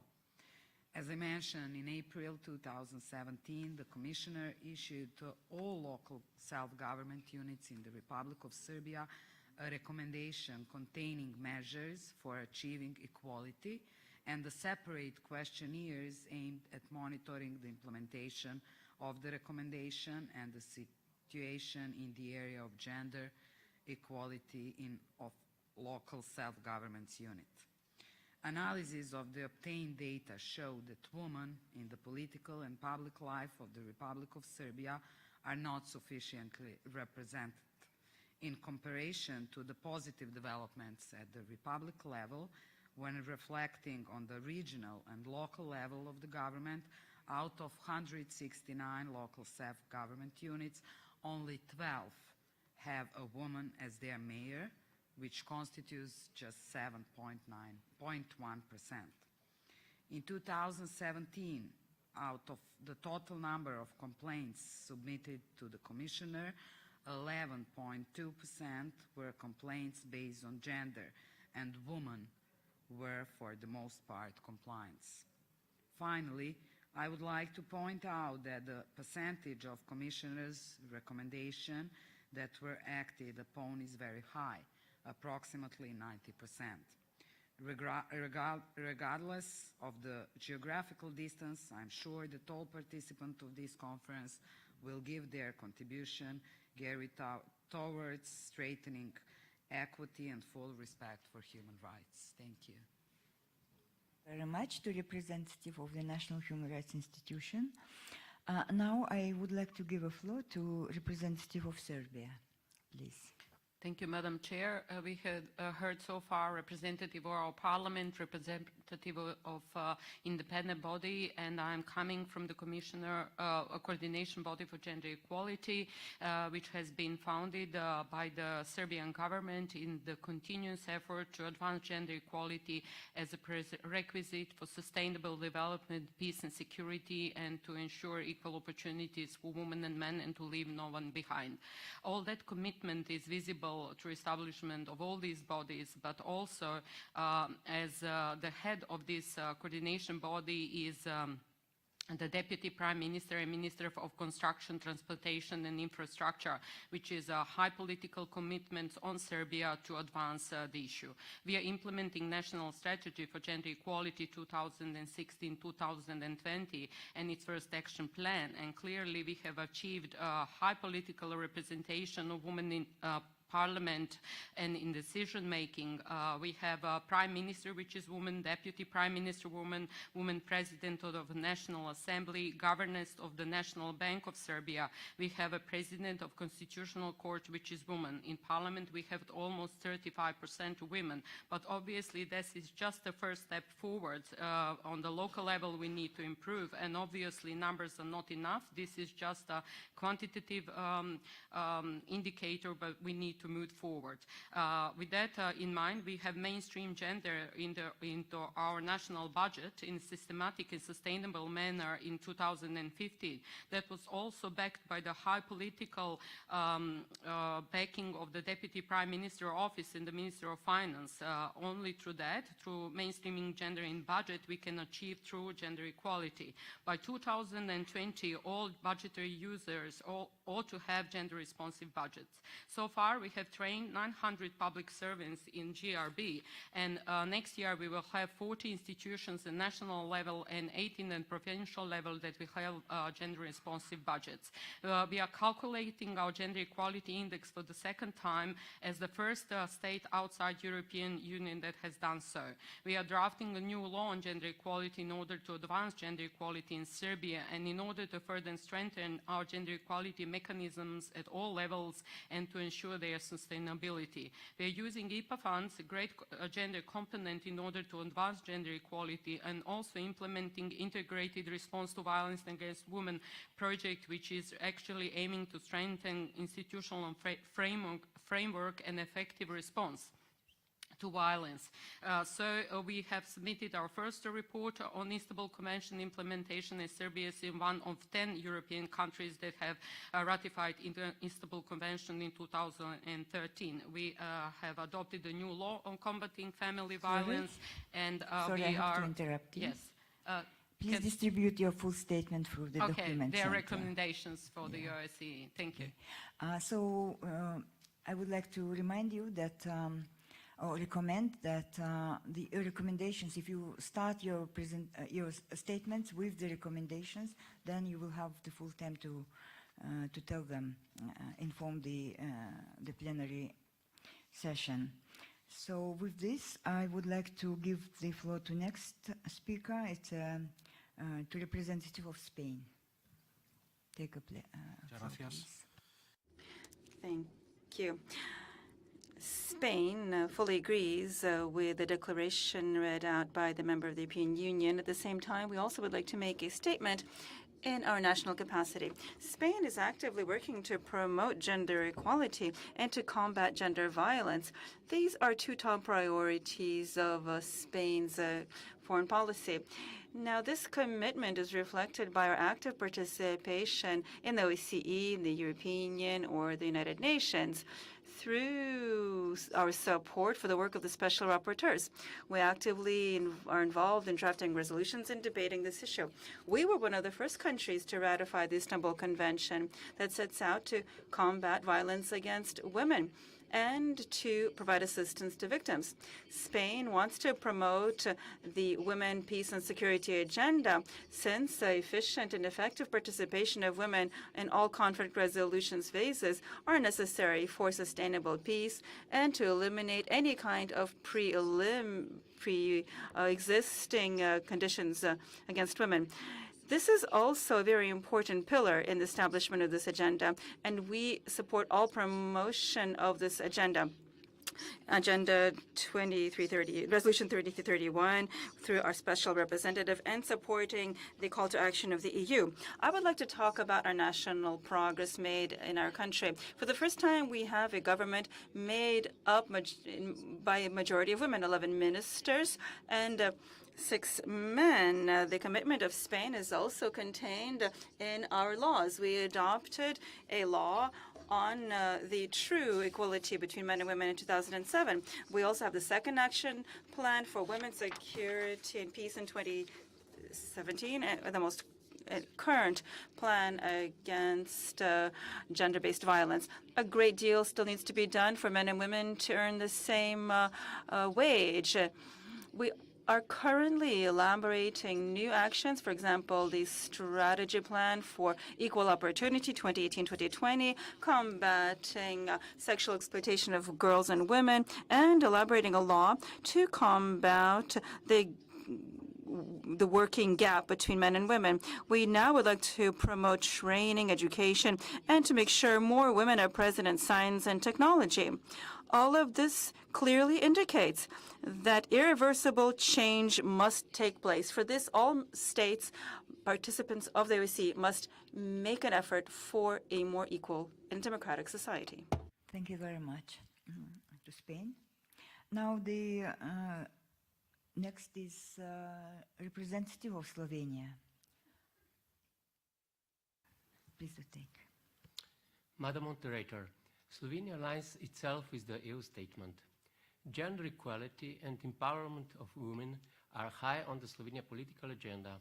Slovenian government is led by constitution and relevant legislation guaranteeing equality before the law. Slovenia remains deeply committed to the high international and national standards of gender equality, which are set up in our Gender Equality National Program as well as in Slovenia's development strategy by 2030. Slovenia tends to rate high in various gender equality indexes, but there is always a room for improvement. While we can track significant progress in certain areas, such as political decision-making, employment, work-life balance, many challenges remain. Addressing violence against women is of key importance not only for women's empowerment, but also for the benefit of whole societies. Comprehensive approach to tackling violence, its causes and consequences is needed. There is a need to challenge cultural norms and practices that perpetuate social inequalities and represent a root cause for violence against women. Violence against women and girls is present in all OSCE participating states. It is a form of discrimination that seriously violates the enjoyment by women and girls of all human rights and fundamental freedoms. It presents one of the major obstacles achieving gender equality. Slovenia is aware of the important role played by women in economic, social, cultural, and political aspects of everyday life. Therefore, we promote the integration of gender perspective into policies at all levels, including development cooperation, humanitarian assistance, and peace and security-related activities. Let me conclude by saying that sustained work on gender equality and on the prevention of violence against women must be a joint responsibility of both women and men. Thank you, Madam Moderator.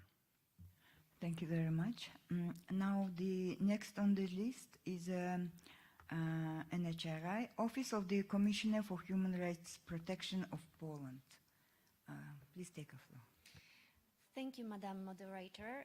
My name is Sylwia Spurek. I'm a Deputy Commissioner for Human Rights of the Republic of Poland, and I'm a member of Executive Board of the Equinet, the European Network of Equality Bodies. Equinet represents 46 equality bodies in 34 European countries. Equality bodies are statutory public bodies set up by legislation in all EU countries and beyond. Their existence is based on EU equal treatment directives, obliging all EU countries to set up or designate such bodies to promote equality and fight discrimination.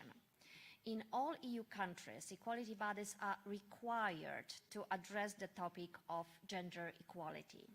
In Poland, National Equality Body is Commissioner for Human Rights. The mandates of equality bodies vary from one country to another. For instance, equality bodies can directly assist victims of discrimination, including gender-based discrimination, raise awareness on some equality issues such as equal pay, gender-based balance, or gender-based discrimination, raise awareness on some equality issues such as equal pay, work-life balance, or sexual harassment, or issue reports and provide advice to policymakers. The Commissioner for Human Rights of the Republic of Poland undertakes all of these activities.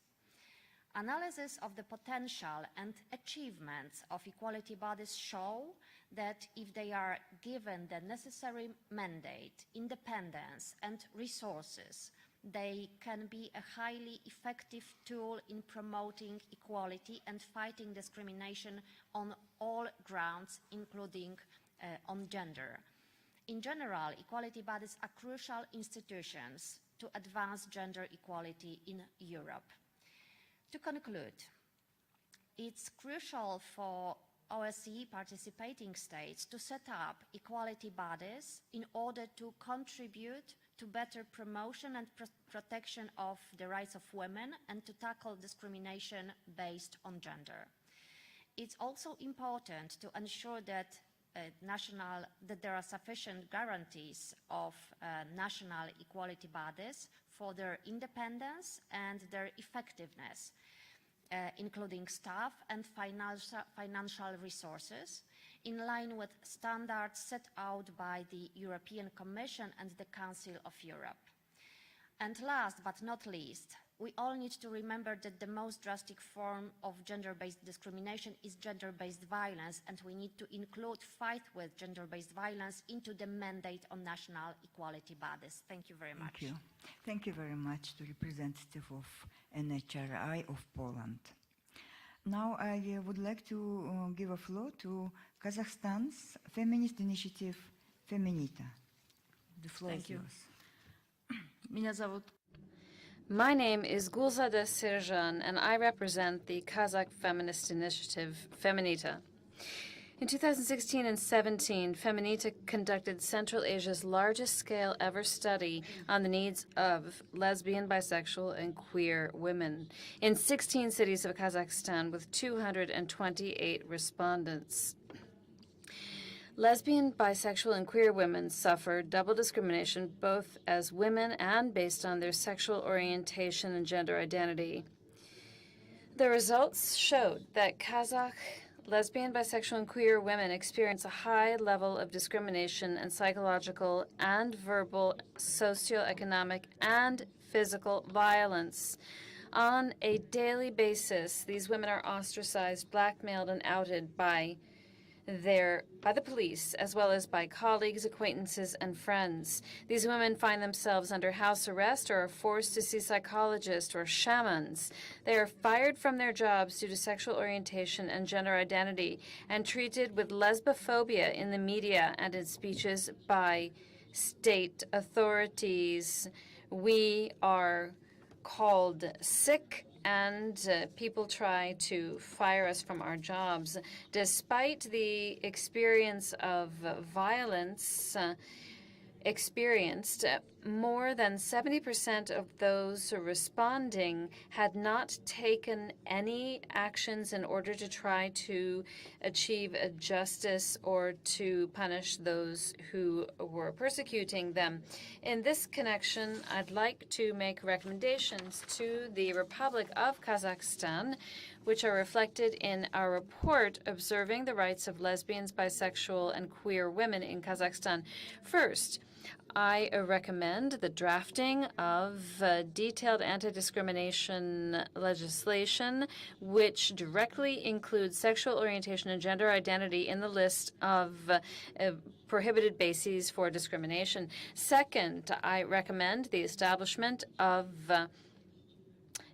liability or responsibility for discrimination and the violation of human rights related to sexual orientation and gender identity on the part of the authorities. And third, I recommend organizing and holding awareness-raising campaigns among government workers with respect to sexual, gender, and other forms of diversity. Thank you. Next speaker is Human Rights Movement, Birduina, Kyrgyzstan. Thank you very much for giving me this opportunity to speak. At the outset, I will mention my recommendations. To ensure that different women are represented in the criminal justice system of Kyrgyzstan under the OSCE principles, there needs to be a principle for candidate selection so that women are represented in the criminal justice system in quantity and quality. In Kyrgyzstan, there are over 80 ethnic groups, and there's also political corruption. I also would like to note the good work of the State Agency on the inter-ethnic relations and local self-government in Kyrgyzstan, who for the first time held consultations with human rights organizations in preparing the state report on the Committee Against Racial Discrimination in 2018. Here, the OSCE could provide technical assistance in implementing these key recommendations in Kyrgyzstan under the guise of Sustainable Development Goals. The OSCE Action Plan on Gender Equality and Resolution 2025, working through the social centers of state bodies who work at the local level, together with civilian monitoring as well as local implementation. The OSCE ODIHR could also provide technical assistance on the implementation of gender equality laws in Kyrgyzstan. Thank you. Now, the next speaker is Anti-Discrimination Center Memorial. The floor is yours, please. Thank you, Madam Moderator. I will talk in Russian. Антидискриминационный The Anti-Discrimination Center Memorial welcomes the adoption by the Russian Federation in the framework of the Universal Periodic Review with respect to actions taken against women and punishing these actions. There has been a significant improvement, but we consider this to be insufficient. The current legal code legitimizes violence against women and is discriminatory. In keeping with the new drafting in the Russian list of prohibited professions, women cannot, for instance, serve as firefighters. We consider this to be absurd. This means that women cannot protect themselves in emergency situations. The corresponding article of the Labor Code must be amended. We also call for the contradictions regarding women's participation in the labor force to be amended. The discriminatory ban that takes place in Azerbaijan and countries of Central Asia must be curtailed. We call on governments to ensure women's rights and to eliminate all discriminatory norms applied to women in the area of employment. Thank you. Next speaker, I would like to give a floor to delegation of Azerbaijan. Take a floor, please. Thank you, Madam Chair. Back in 1999, at the OSCE Istanbul Summit, the participating states declared that, quote, "The full and equal exercise by women of their human rights is essential to achieve a more peaceful, prosperous, and democratic OSCE area," unquote. Indeed, only with equal rights, women can have more important roles in contributing to comprehensive security in all its three dimensions. Azerbaijan reaffirms its commitments and obligations under international instruments to eliminating all gender-based discrimination and creating equal opportunities for women and men. Our country has a proud history in providing enabling environment for women to play an important role in society. The first ever secular school for girls in the Muslim world was established in Baku in the beginning of the 20th century. Azerbaijan also was the first country in the Muslim world granting women the right to vote as early as 1918. This tradition of equality persisted in our society after Azerbaijan regained its independence and currently is among the top priorities of state policy. The government adopted a number of policies which strive to increase women's participation in political and other spheres of public life. As an example, 52% of staff members of the Ministry of Foreign Affairs are women. The representation of women in the National Assembly has increased from 11% in 2005 to 17% in 2015. The proportion of the women appointed to key government positions has also significantly increased in recent years. Economic independence of women is one of the key components of their active participation in political and public life. In this respect, the government pays special attention to the economic empowerment of women by implementing projects and allocating loans and support to the development of women businesses, especially in rural areas. As a result of adopted measures, the poverty rate among women decreased from 49% to 5.9% in recent years.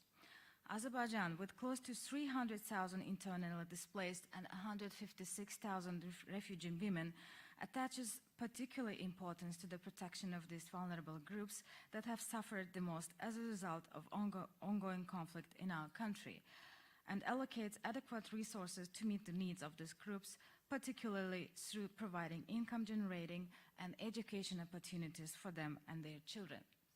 In view of existing OSCE commitments, we wish to reiterate the importance of paying due attention to the needs and concerns of these vulnerable groups in the activities of OSCE institutions and executive structures.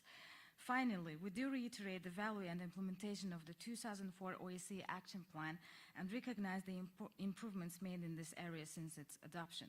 We also deem it necessary to adequately elaborate on all priority areas identified in the Action Plan and to update it in order to better reflect emerging challenges. I thank you, Madam Chair. Thank you very much to the representative of Azerbaijan. Now I would like to invite International Association of Independent Democrats Against Authoritarian Regimes. Take a floor, please. Thank you. Thank you, Madam Moderator. Ladies and которых есть диктатура. Это Азербайджан, Беларусь, Туркменистан. There are many authoritarian states, the Central Asian states and Russia. We still have a dictatorship in my country, but today we have installed a moratorium on the situation in Uzbekistan. In dictatorships, not only is there no gender equality, but there's no respect for human rights at all. Human rights are absolutely violated. We would like to underscore that there are a very vulnerable group of people that include men and women, and that is people who have no choice but to seek asylum in democratic countries. This is why, once again, we would like to request that democratic countries, and I'm referring here to European Union countries, to pay attention to what is happening in dictatorships. Because in migration services, in asylum and refugee services, officials often ignore what is happening in these countries where there are dictatorships and basically do not write the truth. For example, we have a document from the German Bureau on Refugee Affairs, which says something completely false with regard to the situation in Belarus. Once again, we would like to make a proposal. Our association includes organizations from these countries of dictatorships, and the members of these organizations know extremely well what is going on in their own countries. Consequently, our association, once again, I would like to say, suggests that European Union countries should contact us if they want full, detailed, and truthful information about what is happening in these dictatorship countries. So such false documents as this German document should not exist. In this connection, our recommendation for the OSCE is very simple. We would like for OSCE and ODIHR to recommend to participating states, and first and foremost to countries of the European Union, to carefully study our reports. These reports have been put out by us for the past 16 years. So I would like to ask the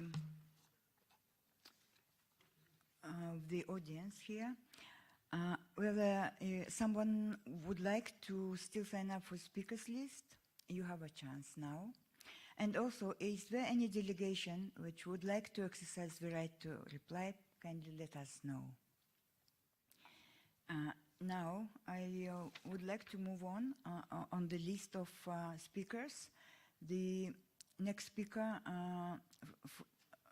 delegation of Kyrgyzstan. Please take a floor. Thank you, distinguished moderator. Good afternoon, ladies and gentlemen.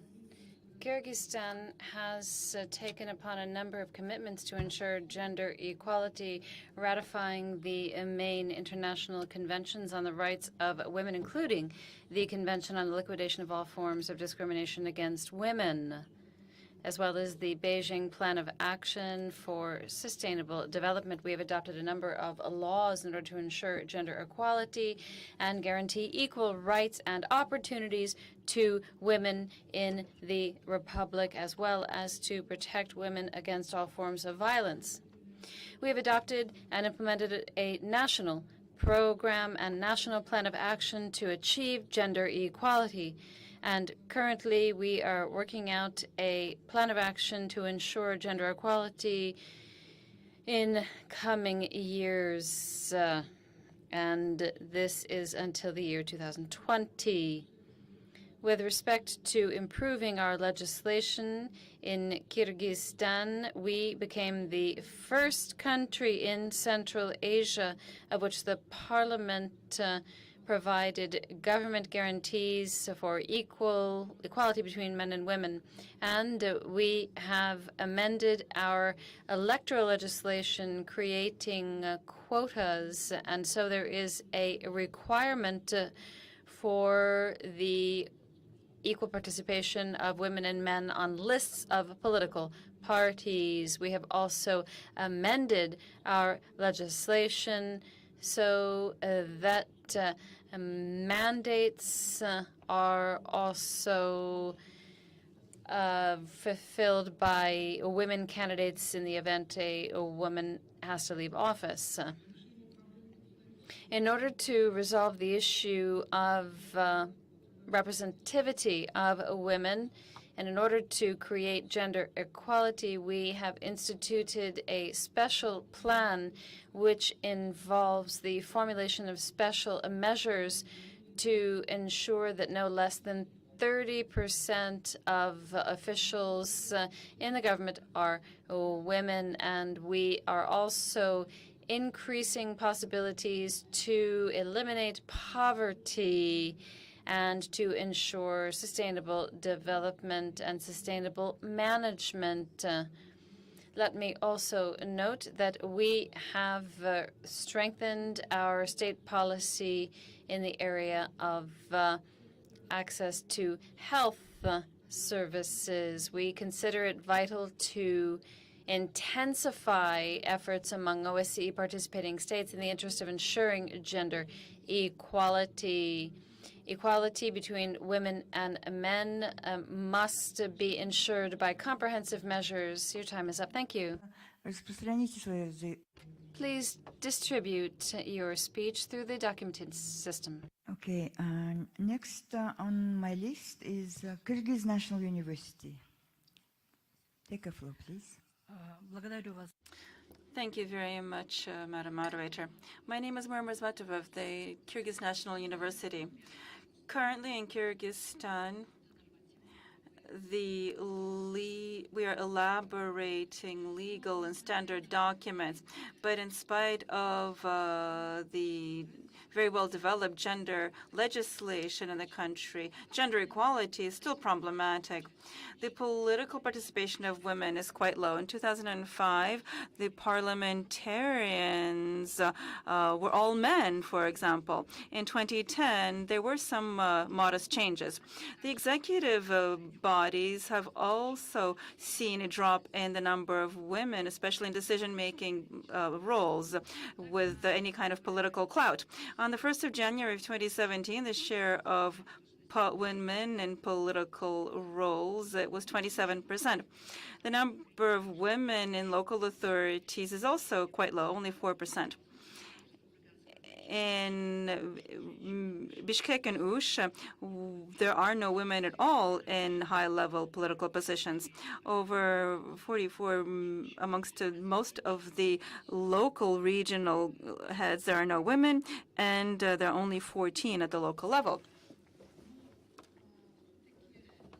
Nevertheless, we see that the true decision for the lack of gender equality is that economically is due to the economic vulnerability of women that undermines their capacity. This is because after the collapse of the Soviet Union, from 1991 to 2010, during the authoritarian regime, in 20 years, no hospitals were built. 90% of kindergartens were basically undermined by theft by officials, and many other preschools were turned into shopping malls.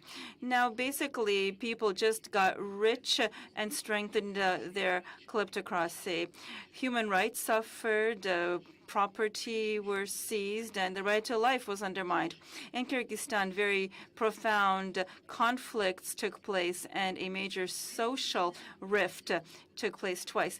In 2010, after the April Revolution, in Kyrgyzstan, a process to revive the economy was launched, the result of which gave the government to build new schools, kindergartens, and hospitals. In only 8 years' time, from 2010 to 2018, 428 schools were built. For the first time in Kyrgyzstan in 20 years, 2 major large clinics were built, and many of the schools were returned to the government. We need to make sure that through education and health, we will boost the participation of women. Next on my list is organization. I apologize for wrong spelling. Bewegung Gleiche Möglichkeiten für alle, please. So the floor is yours.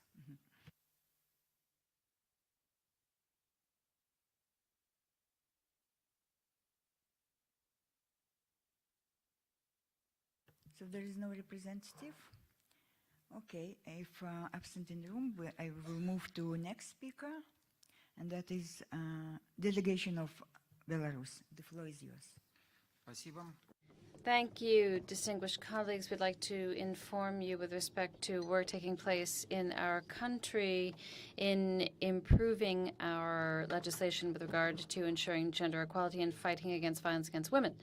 This year, we have drafted a white paper on a draft law on combating gender-based violence, and it will be examined by the National Assembly of the Republic of Belarus. The issue of sexual harassment, including in the workplace, is a critical one, and there is a new article of the Criminal Code about which there's currently discussion, including about taking measures in order to prevent sexual harassment. The amendments to legislation continue taking into account international standards and the experience of our partners. There was mention of the Istanbul Convention today, and we do not exclude that Belarus could become a member of a party to this convention. We have been examining this step following our accession to a number of other conventions, for instance, one which protects children from sexual violence. After repeated refusals on the part of the Council of Europe in acceding to a convention, we reviewed our policy in participating in Council of Europe conventions.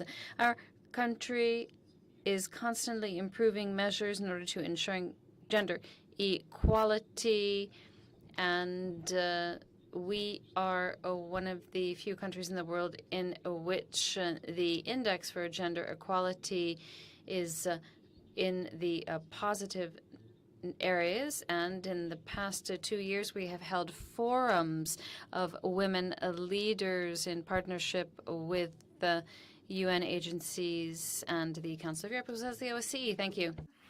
Thank you very much. My last speaker on the list is Congress of Women Association. Take a floor, please. Thank you very much.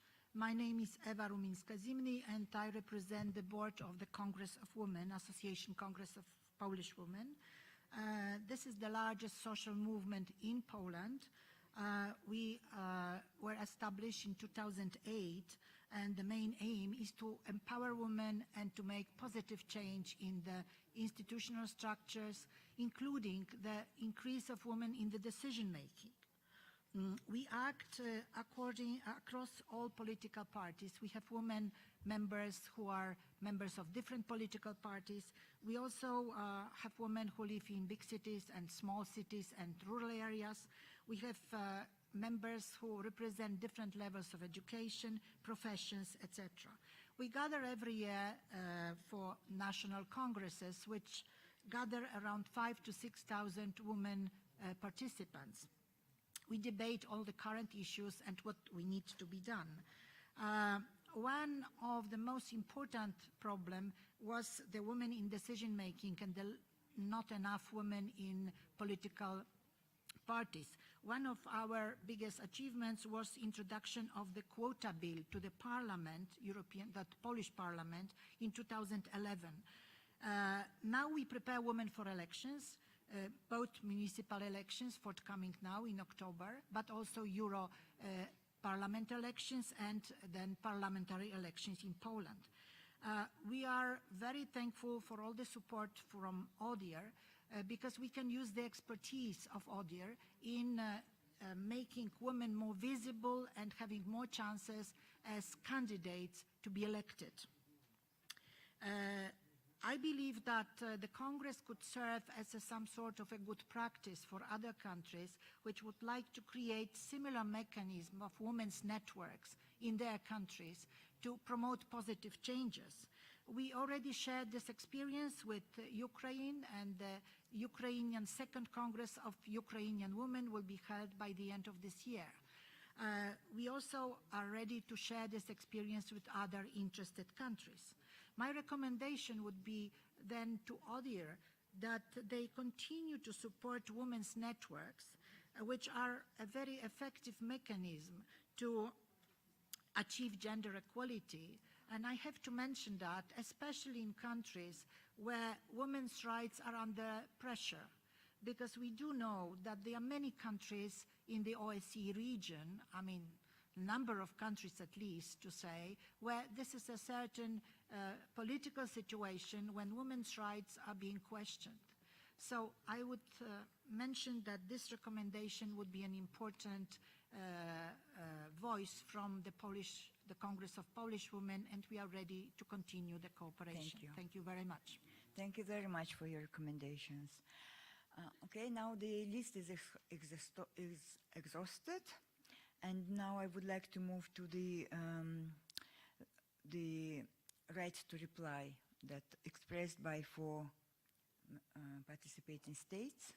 The first on my list is Spain. So you can take 2 minutes for your reply. Thank you. Sí, muchas gracias. Thank you very much. The delegation of Spain would like to exercise our right of reply as regards to statements by 2 civil society statements with regard to the minors in Spain. In Article 30, our Constitution provides the obligation of social authorities to provide social and legal protection, especially for minors. In keeping with international treaties that ensure their rights, the UN Convention also stresses the rights of the child. The law of 1997 on the protection of children and adolescents also ensures their adaptation to social norms, as well as the UN Convention on the Rights of the Child. There are 2 fundamental principles: the superior rights of minors, and secondly, the rights of minors to be heard, in keeping with the Council of Europe Convention on the protection of minors against sexual abuse. Thank you. Armenia. 2 minutes, please.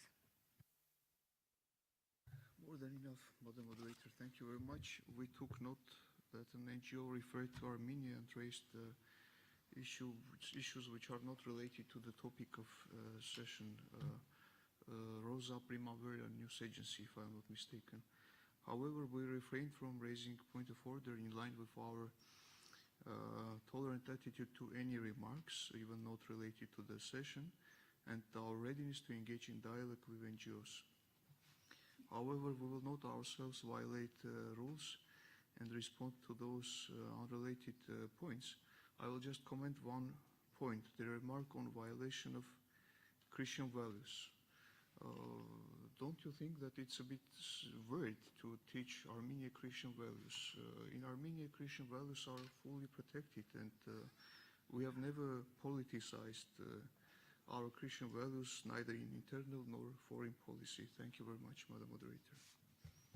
Thank you. Now, Russian Federation, please take a floor. Also to. Thank you.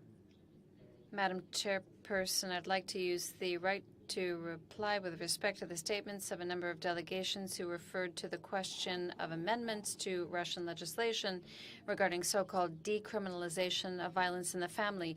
We have repeatedly provided clarifications on this issue. However, we're ready to repeat ourselves. The law regarding criminal to administrative liability and administrative penalties is positive for society.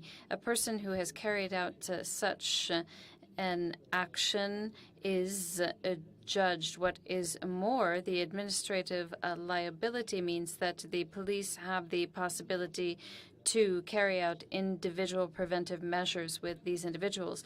What is more, as our experience shows, those who are victims of such events are able to experience better conditions due to the fact that a database of perpetrators is created, eliminating further negative consequences. As a consequence, the changes in legislation have increased punitive measures with respect to perpetrators, and experience shows that these measures have not led to any increase in problems. Thank you. Thank you very much.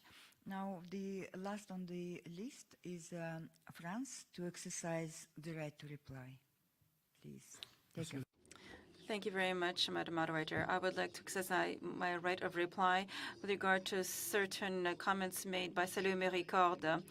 The details are not in direct link to the topic we're discussing. They have nothing to do with France.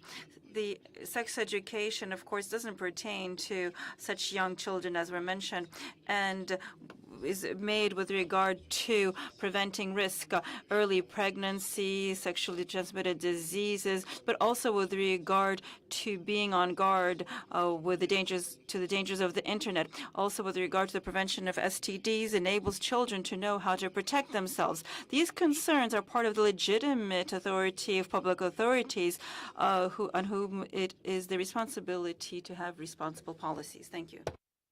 Thank you very much. Now I have another speaker, the last one. Floor to Ukraine to exercise the right to reply. Please take a floor. Thank you, Madam Moderator. First of all, I'd like to thank those recommendations coming from Memorial and from the Ukrainian Disability NGO with respect to the issues raised regarding the National Assembly and disability. I'd like to note that in December of 2016, the government, together with NGOs, have adopted a plan of action to implement recommendations made to Ukraine following the report on the implementation of the CRPD. That is the Convention on the Rights of People with Disabilities. And I'd like to also note that the elements of the plan will be successfully implemented. That is all of the recommendations that have been made. Thank you.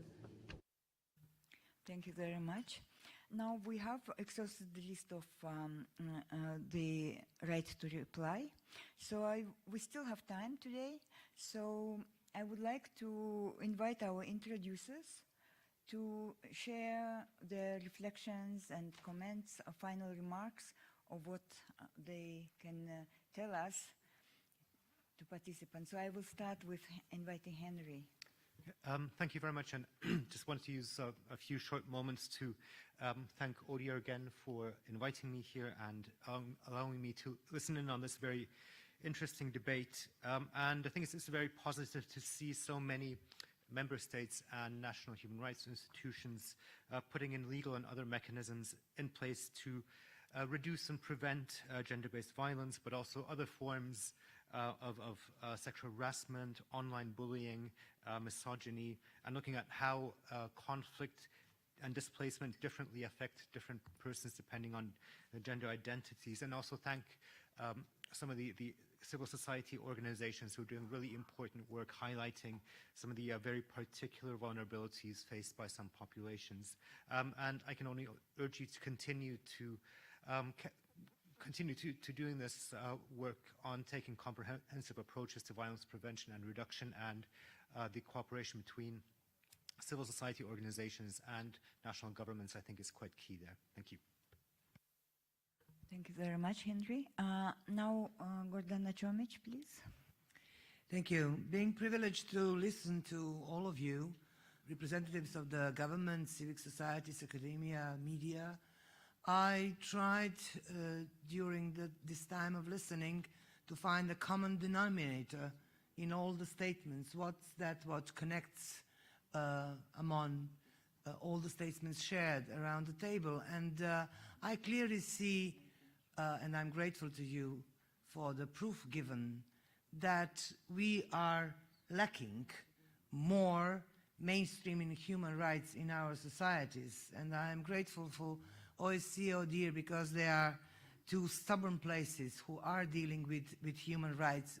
Because what we witnessed for the last 10 or 15 years, when ideas of human rights retreats, there is an open space and there is a cavalry of intolerance, xenophobia, different types of populism and everything else instead of what should be in our public space. And that's that fragile instrument, that fragile mechanism that may be soft power that we 70 years ago established on this planet with Declaration of Human Rights.